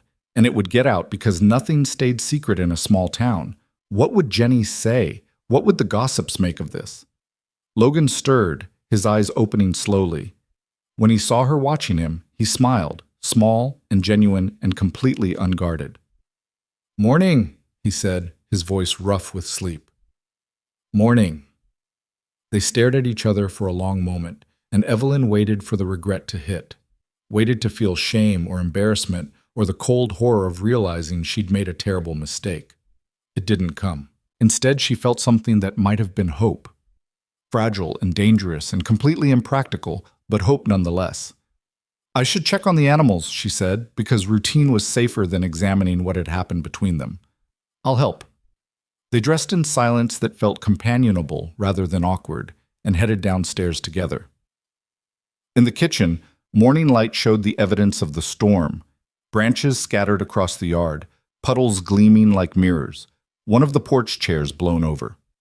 Evelyn made coffee while Logan went to check on Midnight. By the time he returned, she'd scrambled eggs and made toast, operating on autopilot while her mind spun with everything that had changed in one night. They ate breakfast across from each other, and Evelyn studied Logan's face, looking for signs of regret or second thoughts.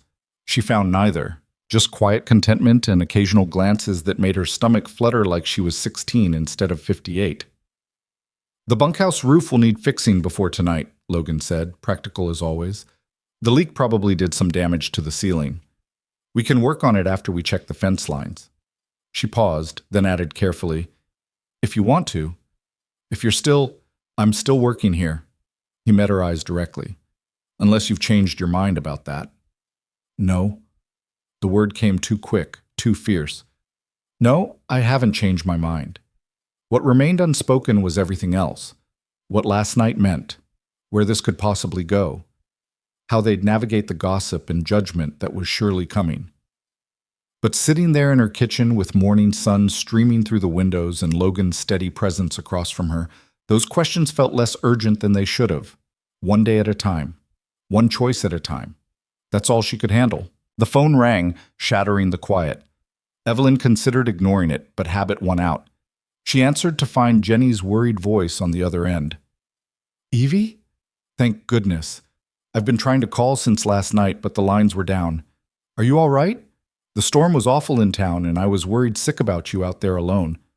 "I'm fine, Jen." Evelyn watched Logan through the window as he walked toward the barn. "The storm passed. No serious damage." "You weren't scared, being out there all alone?" Evelyn closed her eyes, feeling the weight of the lie she was about to tell. "I was fine. Really."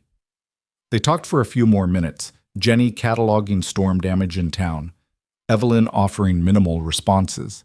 When she finally hung up, she stood with her hand on the phone, knowing this was just the beginning, knowing that eventually the truth would come out, and when it did, she'd have to choose between defending what she'd done and maintaining the careful social standing she'd spent years cultivating. The choice should have been harder than it was. Through the window, she watched Logan lead Midnight out to the pasture, the morning sun catching in his dark hair. He moved with unconscious grace, comfortable in his body, in this space, in a life that somehow now included her. She'd spent 12 years being careful, being proper, being exactly what a widow should be, dignified, resigned, slowly fading into irrelevance. Last night, in a storm's fury, she'd chosen something different. And standing in her kitchen with morning light warming her face and the memory of Logan's touch still electric on her skin, Evelyn Harper decided she wasn't done choosing yet. The truth stayed buried for exactly 3 days. They worked the ranch with renewed purpose, repairing storm damage and tackling projects Evelyn had been putting off for years. The bunkhouse roof got patched properly, though Logan spent most nights in the main house now, a shift neither of them discussed but both accepted as natural. They were careful during daylight hours, maintaining appropriate distance when working. But evenings brought a different rhythm, shared meals, quiet conversation, the growing familiarity of two people learning each other's patterns. Evelyn kept waiting for regret to arrive. For the morning, she'd wake up horrified by what she'd done, by the line she'd crossed.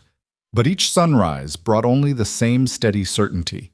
The choosing Logan, choosing this, was the first honest thing she'd done in over a decade. The gossip reached critical mass on a Thursday. Evelyn drove into town for supplies, and the moment she walked into Miller's feed store, she felt it. The silence that fell too quickly. The way conversations stopped mid-sentence, eyes following her with a mixture of pity and condemnation that made her skin crawl. Tom Miller himself stood behind the counter, his weathered face carefully neutral. "Morning, Evelyn. What can I get you?" She recited her order while customers she'd known for 40 years pretended not to stare. When Tom went to the back to gather her supplies, Martha Simmons sidled closer, her expression oozing false concern. "Evelyn, dear, I hope you don't mind me saying, but people are worried about you." Martha's voice carried just loud enough for nearby shoppers to hear. "This situation with that young man, it's not healthy, not appropriate for someone your age." Evelyn kept her expression neutral, though fury burned hot in her chest. "I don't recall asking for your concern, Martha. I'm just trying to help. We all are. You're making yourself look foolish, and that poor boy, he's taking advantage of your loneliness. Anyone can see it." "Can they?" Evelyn turned to face Martha directly, her voice cold and precise. And what exactly do they see? A woman hiring ranch help? A rancher providing housing for an employee? Or are they seeing what they want to see because the truth is too boring for good gossip? Martha's eyes widened, clearly not expecting resistance. Now, Evelyn, there's no need to be hostile. I'm simply pointing out that a young man living in your house raises questions about your judgment. He's living in the bunk house. The lie came smoothly, necessary, as ranch hands have done on that property for 80 years. If you've got a problem with standard ranching practices, take it up with the Agriculture Board. She turned away before Martha could respond, collecting her supplies from Tom with brisk efficiency. The other customers had given up pretending not to listen, their faces showing various degrees of disapproval, curiosity, and judgment. Let them look. Let them whisper. She was done caring. Driving back to the ranch, Evelyn gripped the steering wheel hard enough to hurt. She'd expected gossip, had prepared herself for it intellectually, but feeling the town's judgment firsthand, seeing it in the eyes of people she'd known for decades, cut deeper than anticipated. Logan was working on the barn when she returned, replacing damaged boards with methodical precision. He looked up as she climbed from the truck, and something in her expression made him set down his tools and cross the yard. What happened? Town happened. She started unloading supplies with more force than necessary. Martha Simmons happened. The whole collective judgment of people who've decided they know what's best for me happened. Logan took a bag from her hands, stilling her frantic movement. What did they say? That I'm foolish. That you're taking advantage. That the whole situation is inappropriate and unhealthy, and I've lost my mind. The words tumbled out bitter and sharp. Martha actually called you that poor boy, like you're some innocent victim of my desperate loneliness. What did you tell her? That you're living in the bunkhouse. That this is standard ranch practice. That they should mind their own business. She met his eyes, searching for doubt or second thoughts. I lied about where you're staying. If they knew the truth, I'll move back to the bunkhouse. Logan said it quietly, without hesitation. Tonight. We can keep this between us until... No. The word came out fiercer than intended. I'm tired of hiding, tired of living my life according to what other people find acceptable. Evelyn, if it makes things harder for you, everything worth doing makes things harder. She grabbed another bag, needing to move, needing to channel the fury coursing through her veins.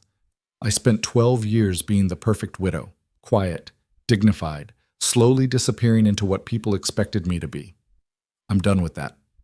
They carried the rest of the supplies inside in silence, and Evelyn could feel Logan watching her, assessing.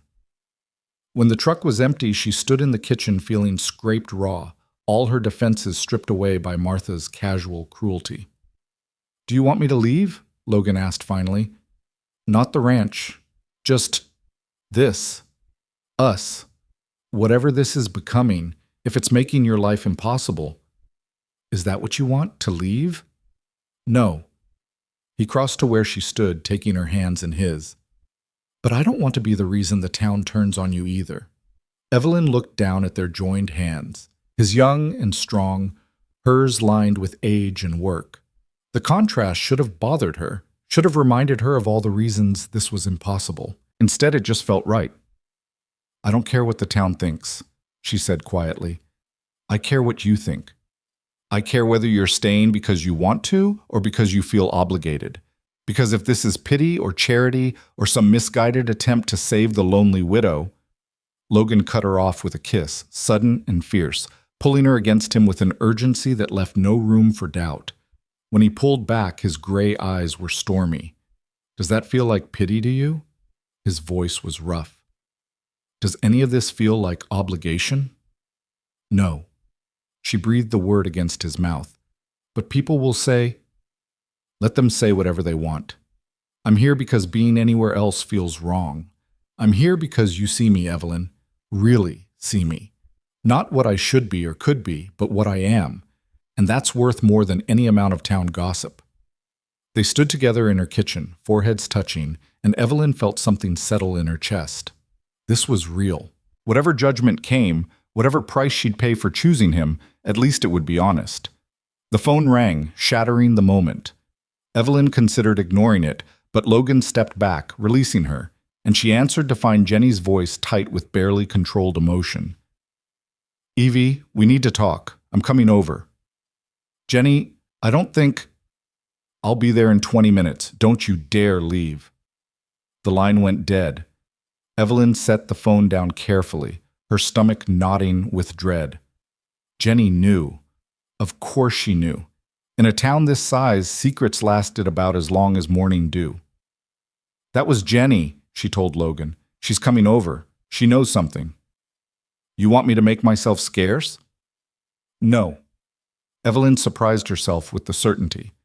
"No, I'm done hiding. If she's going to judge me, she can do it to my face with you here to witness it." 20 minutes felt like 20 seconds. Jenny's truck appeared in the drive exactly when promised, and Evelyn watched her friend climb out wearing an expression that mixed fury, worry, and hurt in equal measures. Logan squeezed Evelyn's shoulder once, then moved to stand beside her, not behind, not separate, but present. A united front. Jenny burst through the door without knocking, her face flushed, eyes bright with unshed tears. "Please tell me Martha Simmons is lying. Please tell me you didn't actually spend the night with him during that storm." The words hung in the air, accusatory and desperate. Evelyn felt Logan tense beside her, but kept her own voice level. "How I spend my nights is my own business, Jenny." "So it's true." Jenny's voice cracked. "Evie, what were you thinking? He's half your age. He's a drifter who showed up 2 weeks ago. You don't know anything about him. I know enough." "Enough for what? To throw away your reputation? To make yourself the laughingstock of the entire county?" Jenny's eyes flicked to Logan, then back to Evelyn. "He's gonna leave. They always leave. And you'll be left dealing with the fallout alone." "Mrs. Thornton," Logan started, but Jenny cut him off. "Don't. Just don't. You seem like a nice enough young man, but this—" She gestured between them. "This isn't right. You must see that. The age difference alone makes it inappropriate. Never mind everything else." "Everything else like what?" Evelyn heard her voice rising and didn't care. "Like the fact that I'm supposed to be a dried-up widow who doesn't feel anything except gratitude for casseroles and pity? Like I'm too old to want companionship or affection or someone who actually sees me as a person? That's not what I'm saying. It's exactly what you're saying. You and Martha and Tom and everyone else who's so concerned about my welfare. You want me to be acceptable, dignified, slowly fading away without causing trouble or making you uncomfortable." Evelyn's hand shook with the force of emotion she'd been bottling for days. "Well, I'm done being comfortable for everyone else. I'm done living half a life because it's safer than risking a whole one." Jenny's expression crumpled. "I'm trying to protect you." "From what? From feeling alive? From being happy for the first time in 12 years? Some protection. From heartbreak." Jenny's voice dropped to something softer, more genuine. "Evie, I know you're lonely. I know these last years have been hard, but this boy—" "Man," Logan corrected quietly. "I'm a man, Mrs. Thornton, not a boy." "Fine. This man is going to break your heart. He's going to move on, find someone his own age, and you're going to be left here alone with everyone whispering about how foolish you were. I can't stand by and watch that happen to you." "Then don't watch." Evelyn crossed her arms, feeling tears threaten, but refusing to let them fall. "Go home, Jenny. Tell everyone you tried. Tell them I'm beyond help. Tell them whatever makes you feel better about abandoning a friend who actually needs support instead of judgment." "I'm not abandoning you. Aren't you? Because it sounds like you're giving me an ultimatum. Him or your friendship. Him or your approval. Him or being the kind of widow you find acceptable." Jenny's face showed genuine pain now, tears spilling down her cheeks. "I don't want to lose you." "Then stop trying to control me." Evelyn's voice gentled slightly. "I love you, Jen. You've been my closest friend for 40 years. But I can't live my life trying to meet your expectations anymore. I have to make my own choices, even if they're mistakes, even if they end badly, because at least they'll be mine." The silence that followed was heavy with hurt on both sides. Finally, Jenny wiped her eyes and straightened her shoulders. "I hope you know what you're doing." She looked at Logan with something close to desperation. "I hope you're worth what she's sacrificing for you." "I hope so too," Logan said honestly.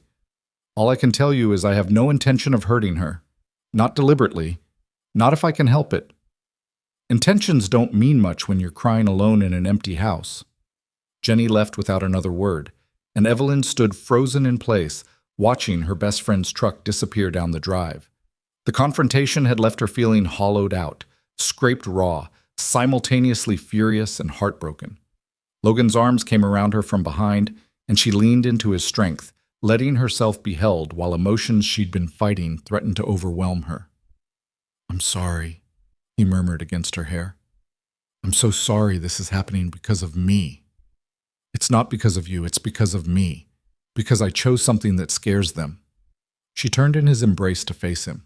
"Do you understand what you're signing up for? It's not going to get easier. The gossip will get worse. People will treat you differently. They'll treat us both differently." "I know. And you're still staying." "I'm still staying." He cupped her face in his hands, thumbs brushing away tears she hadn't realized were falling. "Unless you tell me to go." Evelyn closed her eyes, leaning into his touch. She could still choose the safe path. Could tell him to pack his things, move on, let her life return to the quiet, acceptable loneliness it had been before he arrived. The town would forgive her eventually. Jenny would come back around. Everything could go back to normal. Except normal had been slowly killing her. Normal had been existing rather than living. And whatever this was with Logan, messy, complicated, probably doomed, it made her feel alive in ways she'd forgotten were possible. "Stay," she whispered. "Please stay." The days that followed were harder than Evelyn had anticipated. Word spread through town with the speed and viciousness of wildfire. She felt it every time she drove past the diner and saw faces turn away. Felt it in the suddenly cool greetings at the post office, the way conversations stopped when she entered rooms, the invitations that stopped coming. Even worse was Jenny's absence. 40 years of friendship reduced to silence because Evelyn had dared to choose differently than expected. She missed her friend with an ache that surprised her, missed the Tuesday casseroles and easy conversation, and someone who knew her history without needing explanation. But she also felt something new, a fierce, bright defiance that made her stand straighter when facing town gossip. Let them whisper, let them judge. She'd spent too many years being small and acceptable. If this was what choosing herself looked like, she'd bear the cost. Logan felt the town's censure differently. Evelyn saw it in the tightness around his eyes when men at the feed store turned their backs, in the careful way he positioned himself when they went to town together, close enough to show solidarity, far enough not to fuel more gossip than necessary. "You don't have to come with me," she told him one morning before a supply run. "It might be easier if—" "No." His voice was firm. "We do this together or not at all. I'm not going to hide like what we have is shameful." So they went to town together, heads high, and endured the stares and whispers with what dignity they could muster. Tom Miller was civil but distant. The clerk at the grocery store rang up their purchases without meeting their eyes.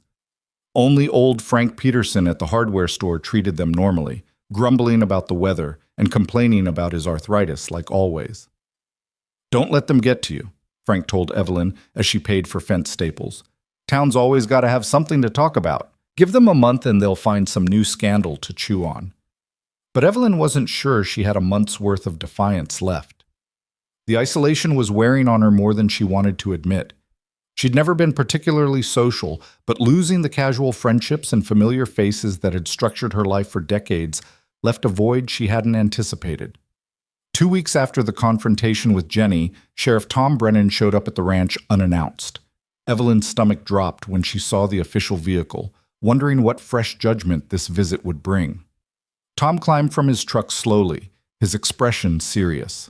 Logan stood from where he'd been working on the porch steps, and Evelyn felt him move instinctively closer, protective. "Tom." Evelyn kept her voice neutral. "What brings you out here?" "Need to talk to you, Evie. Both of you." Tom removed his hat, turning it in his hands, a nervous gesture that didn't bode well. "Can we go inside?" In the kitchen, Tom accepted coffee but didn't drink it, just held the mug like he needed something to do with his hands. "I'm going to be straight with you," he said finally. "There's been talk, more than talk.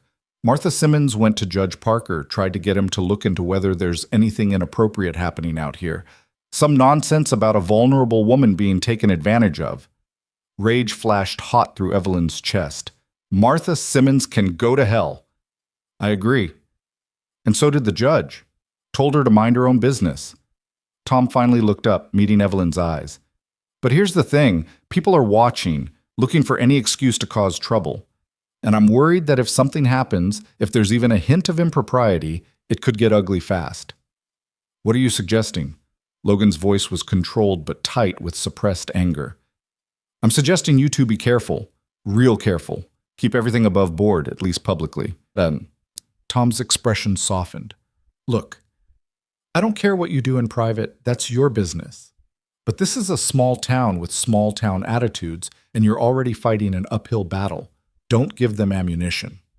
We're not doing anything wrong, Evelyn said. I know that, you know that, but perception matters, whether it should or not. Tom stood, setting down his untouched coffee. Just be smart about this, both of you. After he left, Evelyn sank into a chair, feeling the weight of it all pressing down. They were being watched, judged. People were actively trying to find ways to punish her for choosing differently than expected. Maybe I should go. Logan's voice was quiet. Just for a while. Let things settle down. No. Evelyn stood, crossing to where he stood by the window. That's exactly what they want. For you to leave, for me to go back to being alone and acceptable. I won't give them that satisfaction. Even if it makes your life easier. My life hasn't been easy in 12 years. At least now it's hard for a reason that matters. She took his hands, feeling the calluses on his palms, the strength in his fingers. I'm not giving up on this. On us. Unless you want to. Logan pulled her close, and she rested her head against his chest, listening to his heartbeat. Steady and strong and sure. I don't want to go, he admitted. I want to stay here with you and build something real. But watching them treat you like this, knowing I'm the reason, you're not the reason. Their judgment is the reason. Their small-mindedness is the reason. Their inability to imagine that a woman my age might still have desires and choices is the reason. She pulled back to look at him. Don't take responsibility for other people's ugliness.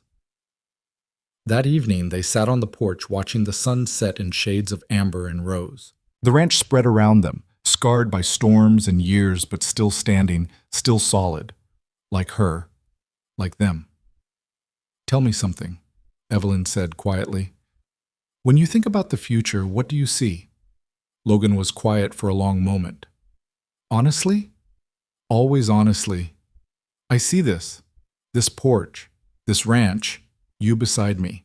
I see seasons changing and work that matters and building something that lasts. He paused. I know that probably sounds naive. I know the age thing complicates everything, but when I imagine where I want to be in a year, 5 years, 10 years, it's here. The words should have terrified her, should have triggered all her defenses about the impossibility of long-term anything between them. Instead, they settled warm and certain in her chest. I see that too, she admitted, and it scares me more than anything has scared me in years. Because you think I'll leave? Because I think maybe you won't. And then what? We build this life together and people never stop judging us? We spend years fighting this battle? She turned to face him fully. Is that really what you want? To sign up for a lifetime of being the young man who settled for an old woman? Logan's expression hardened. Don't do that. Don't put words in other people's mouths and call it truth. I didn't settle for anything. I chose you, deliberately, knowing exactly what I was getting into. You can't possibly know what you're getting into. I'm 58 years old, Logan. In 10 years, I'll be 68. In 20, I'll be 78, if I'm lucky. You'll be in your 40s, still vital, and you'll be the woman I chose. He gripped her hands tighter. Age doesn't change that. It's just numbers, Evelyn. What matters is what we build together. She wanted to believe him, wanted to trust that love, if that's what this was becoming, could overcome the obvious obstacles. But she'd lived too long, seen too much, to fully embrace that kind of optimism. What if you wake up one day and regret it? The question came out smaller than intended. What if you look at me and wish you'd chosen someone younger, someone who could give you children or decades instead of years? What if you're the one who regrets it? Logan challenged. What if I'm the one who disappoints you? What if I can't be what you need? They stared at each other in the fading light, both afraid, both wanting, both standing at the edge of something that could either build them up or break them completely. I don't have answers, Evelyn said finally. I don't know how this works or where it goes, or if we're making the biggest mistake of our lives. All I know is that being with you feels right in a way nothing has felt right in years. Maybe that's enough. Maybe it has to be. Logan kissed her softly, sweetly, with a tenderness that made her throat tight. It's enough, he murmured against her lips. It's more than enough. As darkness settled over the ranch, they sat together watching stars emerge one by one. The town could whisper all it wanted. Jenny could judge. Martha could scheme. Let them. Evelyn had made her choice, and she'd defend it as fiercely as she'd defended this ranch through decades of storms. She wasn't too old for this. She was exactly brave enough for it, and for the first time since Michael died, the future felt like something worth fighting for, instead of something to simply endure. The breaking point came on a Saturday morning in late April, 6 weeks after the storm that had changed everything. Evelyn was in the barn mucking stalls when she heard the truck engines, plural, multiple vehicles coming up the drive fast enough to kick up gravel. Her stomach tightened with instinct honed by decades of ranching. Multiple vehicles moving with purpose never brought good news. She emerged from the barn to find 3 trucks parked in her yard. Tom Brennan's sheriff vehicle, Jenny's familiar pickup, and a third she didn't recognize. Logan appeared from the equipment shed, wrench still in hand, his expression wary. Jenny climbed out first, her face set with determination that looked more like resignation. Tom followed, and then a woman Evelyn didn't know, late 40s, dressed too formally for ranch country, carrying a leather folder that screamed official business. Evelyn, Tom's voice held apology. This is Sarah Chen from County Social Services. She's here to conduct a wellness check, the woman interrupted smoothly, her smile professional and utterly false. We've received multiple reports of concern about your living situation, Mrs. Harper. I'm here to ensure you're safe and making sound decisions. The words hit like a slap. Evelyn felt rage ignite hot and immediate in her chest. You're here to determine if I'm competent. That's what this is. That's not... Jenny started, but Evelyn cut her off with a look that could freeze water. You did this. You called social services on me. I'm worried about you, Evie. We all are. Jenny's voice cracked. You're not acting like yourself. Taking up with a stranger half your age, isolating yourself from everyone who cares about you. I isolated myself? Evelyn's voice rose sharp enough to make Jenny flinch. You abandoned me the moment I made a choice you didn't approve of. Don't you dare act like you're the victim here. Mrs. Harper, Sarah Chen stepped forward with practiced calm. I understand you're upset, but this is standard procedure. When we receive reports that an elderly person might be experiencing undue influence or making decisions that could indicate diminished capacity, elderly. Evelyn spat the word like poison. I'm 58 years old and running a ranch that would break most men half my age. My capacity is just fine, thank you. Nevertheless, I need to conduct an assessment. It's non-negotiable. Sarah's smile never wavered. We can do this cooperatively, or I can return with a court order. Your choice. Logan moved closer, and Evelyn felt his presence like a shield at her back. This is harassment. This is concern for a vulnerable community member. Sarah's eyes flicked over Logan with barely concealed disdain. And you must be the young man everyone's been talking about. Logan Mercer, is it?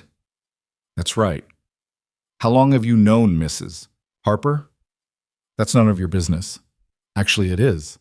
When a significantly younger man moves in with a widow and isolates her from her support system, it raises red flags about potential exploitation. I haven't isolated anyone. Logan's voice stayed level, but Evelyn heard the fury beneath it. Mrs. Harper makes her own decisions. I work here. That's all. Is it? Sarah pulled papers from her folder. Because I have statements from multiple community members describing a relationship that goes well beyond employer and employee. Statements expressing concern about financial exploitation, emotional manipulation, possible elder abuse. That's enough. Tom's voice cut through with authority. Sarah, you're out of line. Evelyn's got every right to hire who she wants and live how she chooses. Not if she's being taken advantage of. Sarah turned back to Evelyn. Mrs. Harper, has Mr. Mercer asked you for money? Made promises about staying if you change your will? Pressured you into any financial decisions? No. Evelyn forced the word out through clenched teeth. He works for wages. That's all. And where does he sleep? The question hung in the air like a trap. Evelyn felt everyone's eyes on her. Tom's sympathetic, Jenny's pleading, Sarah's coldly assessing. She could lie, could say the bunkhouse and maintain the fiction they'd been carefully constructing for public consumption. But she was so tired of lying, so tired of living according to other people's rules. In my house. She lifted her chin, meeting Sarah's gaze directly. In my bed. Because I choose to have him there. Because I'm an adult woman capable of making my own decisions about my life and my body. Jenny made a small sound of distress. Sarah's expression shifted to something like triumph. I see. And you don't find it concerning that a man young enough to be your son has inserted himself into your home, your bed, your life, just weeks after arriving as a stranger? What I find concerning, Evelyn said with ice-cold precision, is that a woman can spend 12 years alone, competently managing a ranch and her affairs. But the moment she takes a lover, suddenly she's incompetent and needs the state to determine if she's capable of consent. Would you be here if Logan was 60 instead of 30? Would anyone question my capacity if I'd chosen someone age-appropriate? Sarah's professional mask slipped slightly. Age differences create power imbalances. So do gender differences. So do economic differences. So do 100 other things that we don't investigate unless someone complains. Evelyn stepped forward, feeling years of suppressed fury finally finding a target. This isn't about my welfare. This is about enforcing social norms. This is about punishing a woman for wanting something outside the narrow boundaries of acceptable widowhood. Evie, please. Jenny's voice was thick with tears. I'm trying to protect you. Can't you see that? He's going to hurt you. He's going to take what he wants and leave, and you'll be left with nothing. Better than having nothing because I was too afraid to reach for anything. Evelyn turned to her oldest friend, feeling the weight of 40 years of history between them. I know you think you're helping, but you're not. You're trying to save me from a mistake I have every right to make. It's more than a mistake. Jenny struggled for words. It's not right, Evie. A woman your age with a boy his age. People talk. They say terrible things. Let them talk. Evelyn felt something hard and certain settle in her chest. I'm done living my life according to what people say. Sarah cleared her throat, reclaiming control of the conversation. Mrs. Harper, I still need to conduct my assessment. I'll need to review your financial records, interview you privately, and speak with Mr. Mercer separately to ensure there's no coercion. No. The word came out flat and final. Excuse me? I said no. You want to investigate me, get your court order. But I'm not voluntarily submitting to interrogation because Martha Simmons and her cronies don't approve of my choices. Evelyn crossed her arms. Now get off my property. Sarah's professional composure cracked completely. Mrs. Harper, refusing to cooperate only makes you look guilty. I don't care how I look. This is my land. You're not welcome here. Tom stepped forward, his expression pained but resolute. Sarah, she's right. You can't force an assessment without cause, and sleeping with someone younger isn't cause. You need actual evidence of exploitation or diminished capacity. The reports are gossip. Tom's voice hardened. And unless you've got something concrete, you need to leave. Sarah's mouth thinned to a tight line. She gathered her papers with sharp, angry movements. I'll be back with a court order, and when I am, Mrs. Harper, I strongly suggest you cooperate. Judges don't look kindly on obstruction. Judges also don't look kindly on harassment of private citizens. Logan spoke for the first time in minutes, his voice dangerously quiet. You might want to consider that before you come back. After Sarah's car disappeared down the drive, an ugly silence settled over the yard. Jenny stood by her truck, looking small and miserable, and Evelyn felt her anger deflate into something closer to grief. You should go, Jenny. Evie, I didn't mean for it to go this far. I just thought if someone official talked to you, made you see reason. Reason? Evelyn laughed, but it came out bitter. You thought you'd scare me into compliance. You thought if you brought enough pressure, I'd give up and go back to being alone. I thought I'd save you from making the biggest mistake of your life. My life. My mistake to make. Evelyn's throat tightened with tears she refused to shed. I love you, Jenny. You're my oldest friend. But I can't have you in my life if you're trying to destroy the first good thing I've found in 12 years. He's not good for you. That's not your decision. Evelyn's voice broke. Please, just go. Jenny climbed into her truck, tears streaming down her face, and drove away without another word. Tom lingered, his weathered face creased with concern. For what it's worth, Evie, I think you're handling this wrong, he said quietly. Not the relationship. That's your business. But fighting this openly is just going to make things worse. Sarah Chen's got a reputation for being relentless, and if she gets a court order, then I'll deal with it. Evelyn was too tired to argue. Anything else? Tom sighed and shook his head. Just be careful, both of you. This town's got its teeth in this now, and they won't let go easy. After he left, Evelyn stood in her yard feeling scraped hollow. The confrontation had taken something from her she couldn't quite name. Some last reserve of caring what people thought, maybe, or some final hope that her community would accept her choices. Logan's hand found hers, warm and solid. You okay? No. The honesty felt necessary. But I will be. They walked back to the house together, and Evelyn felt the weight of what had just happened settling around her shoulders like a yoke. Social services investigating, the threat of court orders, Jenny's betrayal. The whole town mobilized against her for the crime of choosing differently.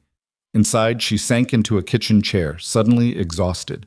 Logan filled the kettle without asking, moving through her kitchen with the ease of belonging, and that simple domesticity nearly broke her. Maybe they're right, she said quietly. Maybe I am making a mistake. Logan set the kettle on the stove and turned to face her. Are you having second thoughts?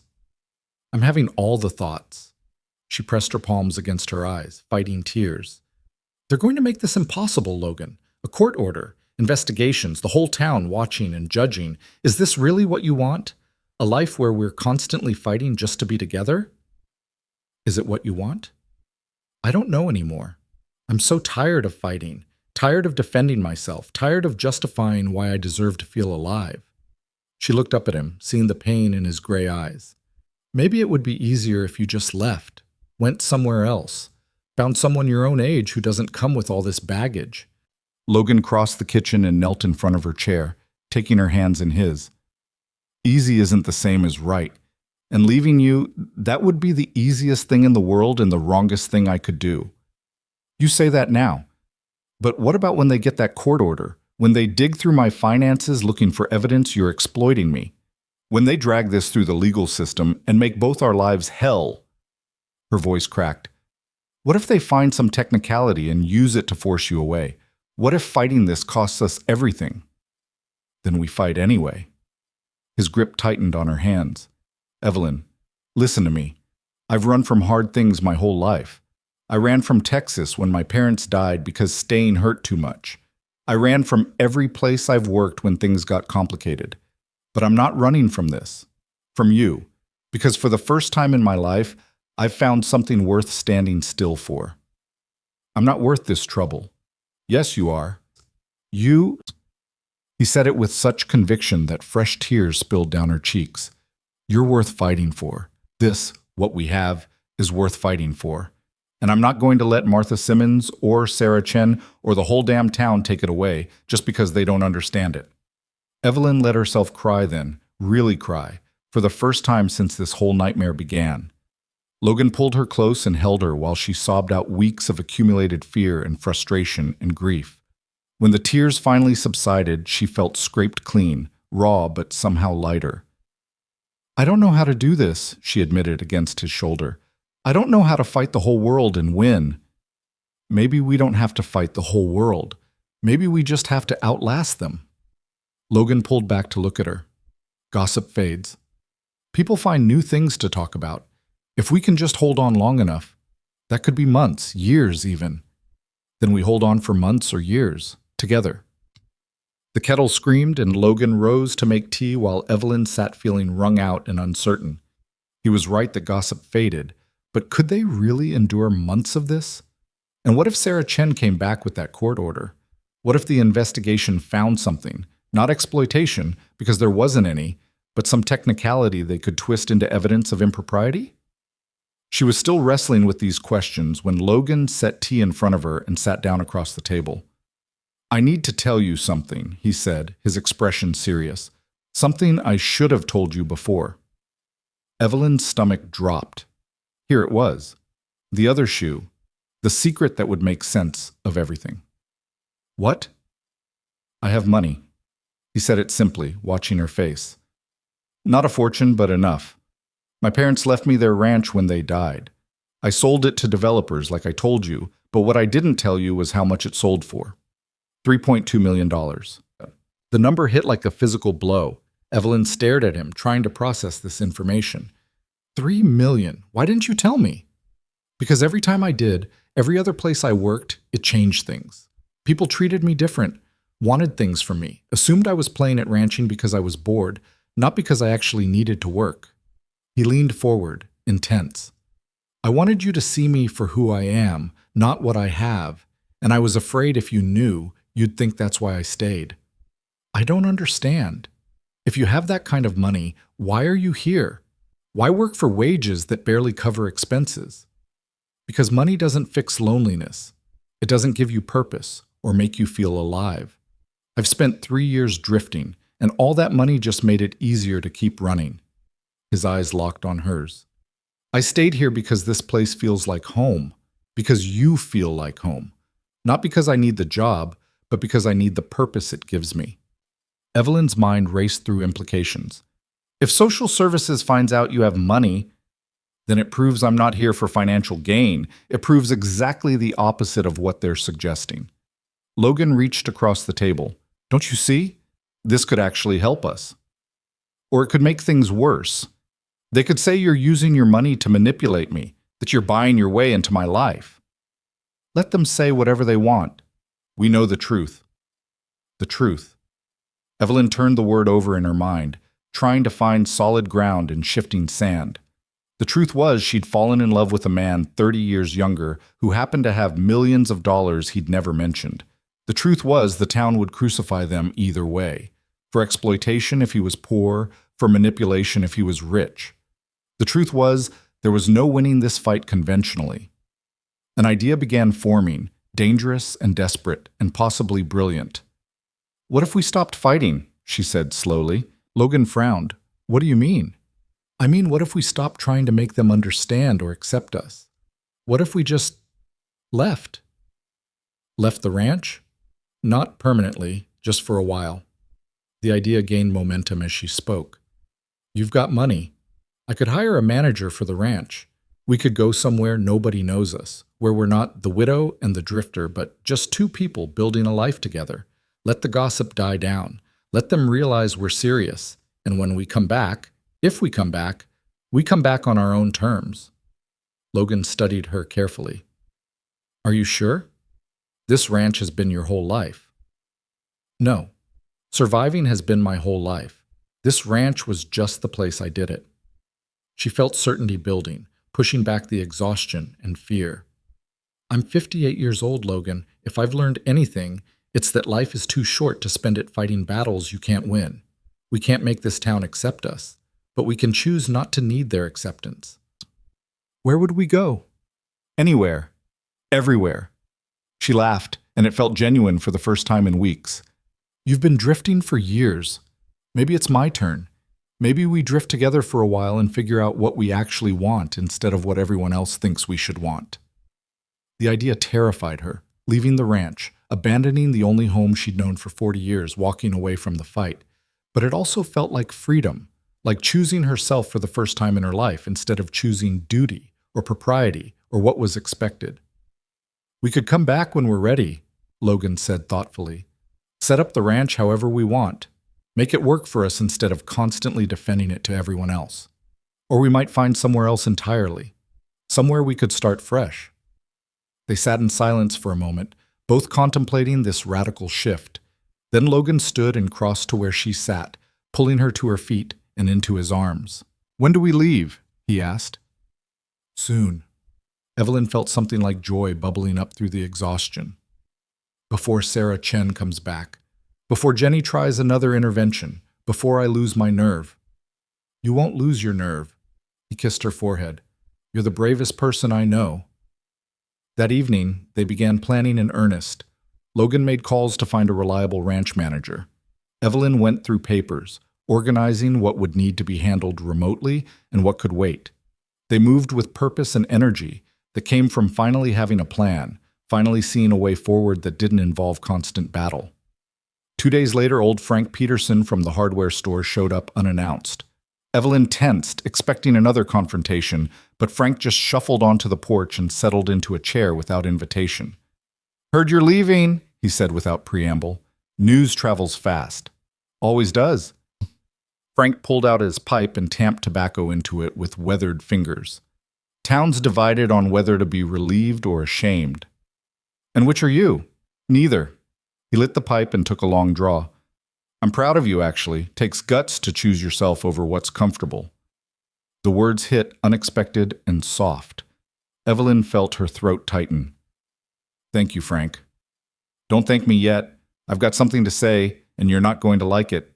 He exhaled smoke that smelled of cherry and earth. "You're running." "I'm leaving. That's different." "Is it?" His old eyes were sharp. "Seems to me you've spent your whole life standing your ground, survived your husband's death, kept this ranch running when everyone said you couldn't, weathered storms and hardship and loneliness.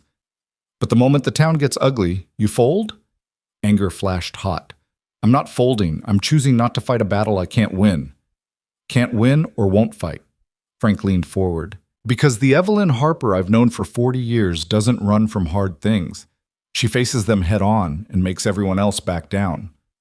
Maybe that Evelyn is tired. Maybe. Or maybe she's forgotten that running never solves anything. It just moves the problem somewhere else." He gestured with his pipe toward the ranch spread around them. "This land, this place, it's yours. 3 generations of Harpers built this.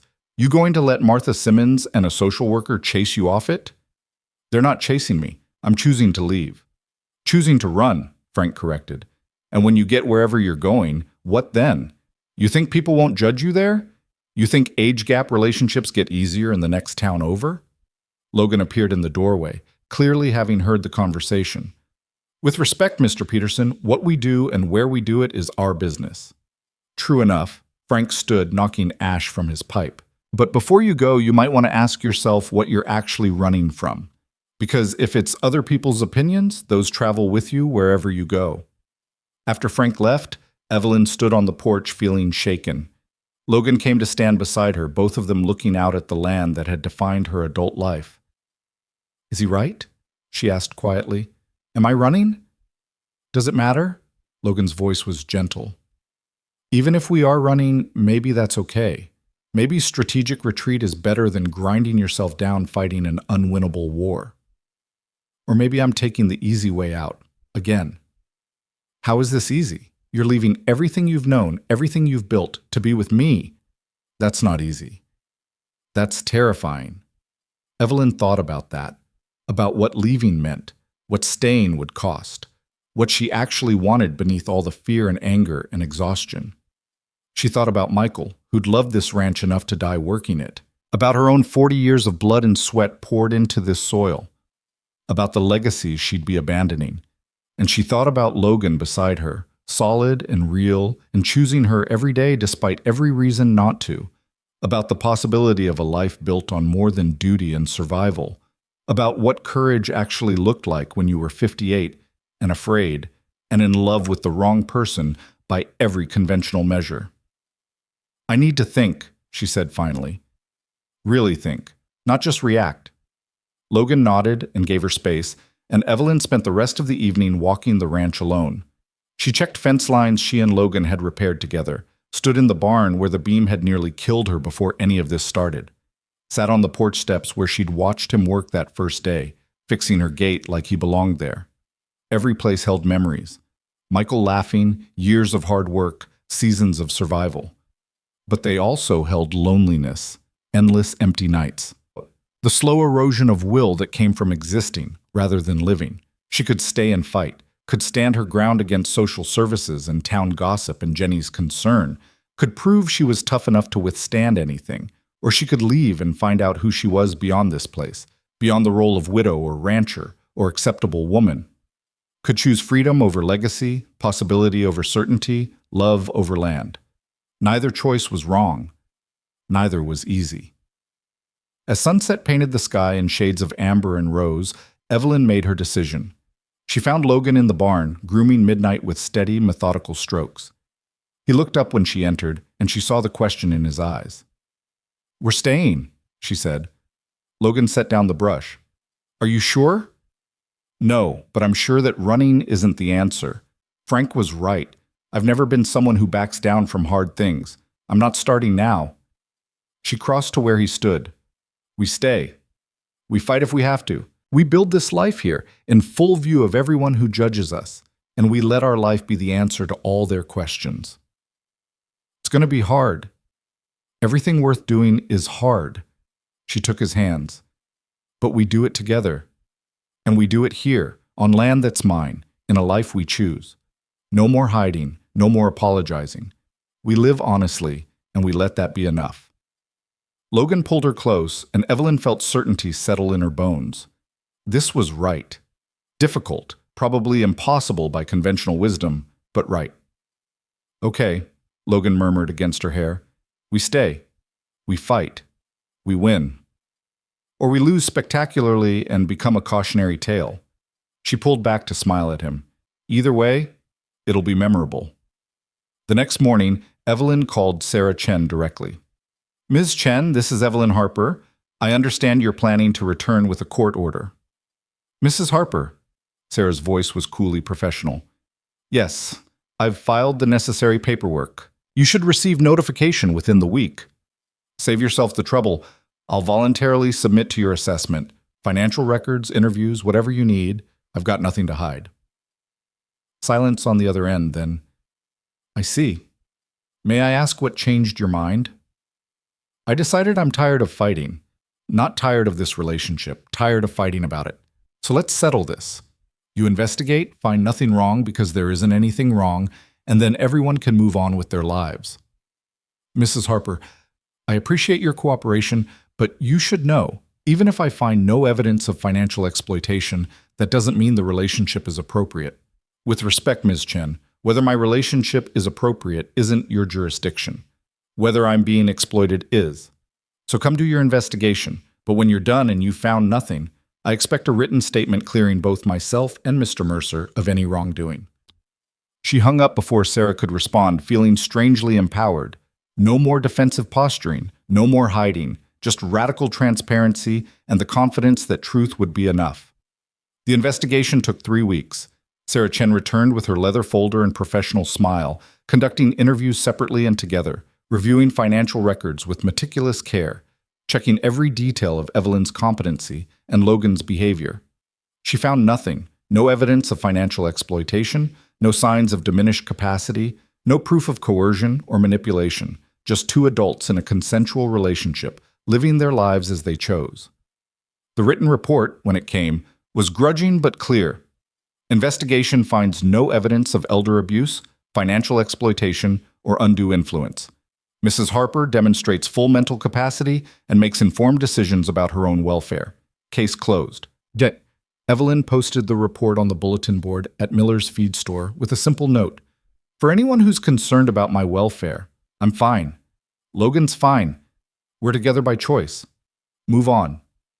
The gossip didn't disappear overnight, but it shifted, losing some of its venom.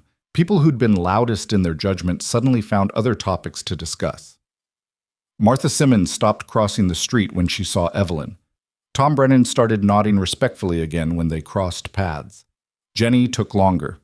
She showed up at the ranch on a bright May morning, 6 weeks after social services had closed the case.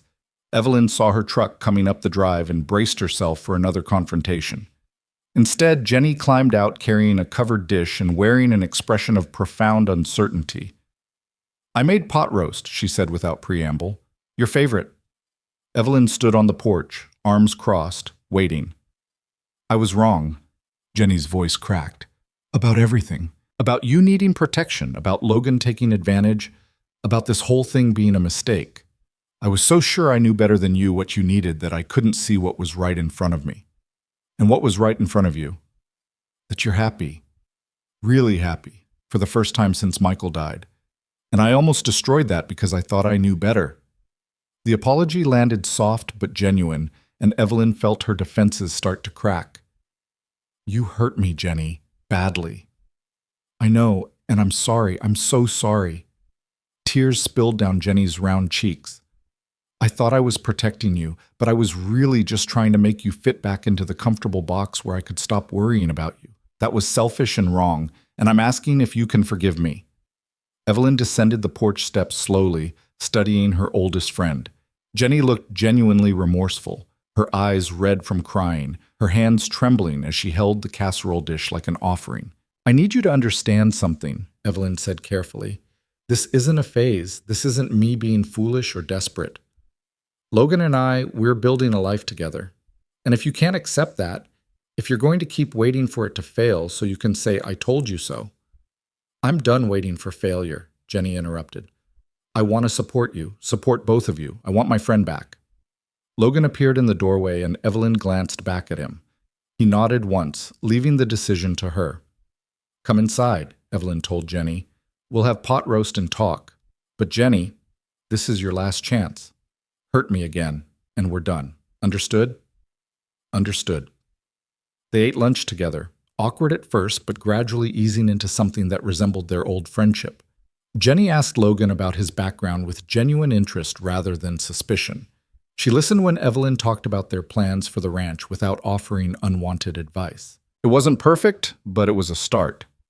After Jenny left, promising to visit again soon, Evelyn stood with Logan on the porch, watching the sun sink toward the mountains. Think she means it? Logan asked. About supporting us? I think she wants to. Whether she can actually do it, we'll see. Evelyn leaned into him, feeling his arm come around her shoulders. But I'm willing to give her the chance. Life's too short for permanent grudges. Spring melted into summer, and the ranch came alive with new growth. Evelyn and Logan worked the land together, their partnership deepening with every shared task. They hired 2 seasonal hands to help with the heavy work, young men from town who treated them with careful respect and asked no uncomfortable questions. The town's attitude shifted gradually from hostility to reluctant acceptance to something approaching normalcy. People still stared sometimes, still whispered, but the active opposition faded. Even Pastor Hayes nodded civilly when they passed on the street, though he never directly addressed their relationship. One evening in late July, Logan found Evelyn standing by the north fence where he'd first appeared in her life. The sun hung low and golden, turning the grass to amber waves. Thinking about something? He asked, coming to stand beside her. About that storm, the one that nearly took me out. She gestured toward the barn. That beam should have killed me, or at least hurt me bad enough that I couldn't keep working, but it didn't. And 3 days later, you showed up. Coincidence? Maybe. Or maybe the universe was telling me something, that I'd survived for a reason, that there was more life to live if I was brave enough to reach for it. Logan took her hand, calloused fingers intertwining with hers. And were you brave enough? I don't know about brave. Desperate, maybe. Tired of being careful. She turned to face him. But I reached, and I'm glad I did. Me too. They stood in comfortable silence, watching the sun paint the sky in shades of fire. In the distance, midnight grazed peacefully beside Juniper, the 2 horses having formed their own partnership over the months. I've been thinking, Logan said carefully, about the future. Evelyn's stomach tightened with familiar anxiety. Here it was, the moment he'd say he was restless, ready to move on, tired of small-town judgment. I want to invest in this place. Use some of my money to really upgrade the operation. New equipment, better fencing, maybe expand the herd. He squeezed her hand. Make this ranch what it could be. Together. The words took a moment to penetrate. You want to invest? In the ranch? In our ranch? In our future. He turned to face her fully. I'm not going anywhere, Evelyn. I know you're still waiting for me to leave, but I'm not. This is home. Your home. And I want to build something that lasts. People will say you're trying to take over, that you're using your money to control me. Let them say it.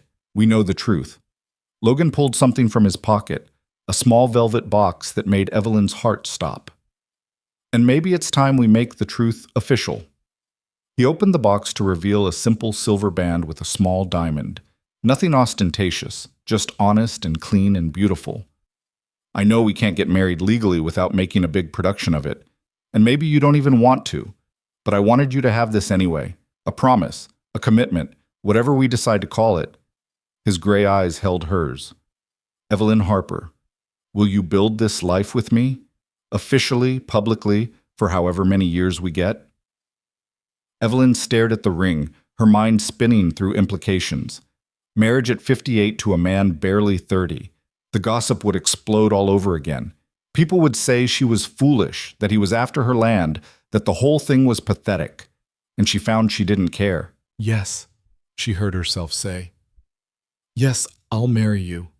Logan's face split into a grin as brilliant as sunrise, and he slipped the ring onto her finger with shaking hands. It fit perfectly, catching the last rays of sunlight and throwing tiny rainbows across her palm. They married quietly 2 weeks later at the county courthouse with only Frank Peterson and Tom Brennan as witnesses. No big production, no church service, no invitation for judgment, just two people making promises in front of legal authority and two friends who'd earned the right to witness. The town talked, of course. How could they not? But the talk had lost its teeth. Evelyn Harper and Logan Mercer were married, building a life together, and nothing anyone said could change that. Jenny threw them a small party, just close friends who'd proven their support. They ate cake and drank champagne and celebrated not just a marriage, but survival. Evelyn's survival of loneliness and loss. Logan's survival of grief and aimlessness. Their mutual survival of judgment and opposition.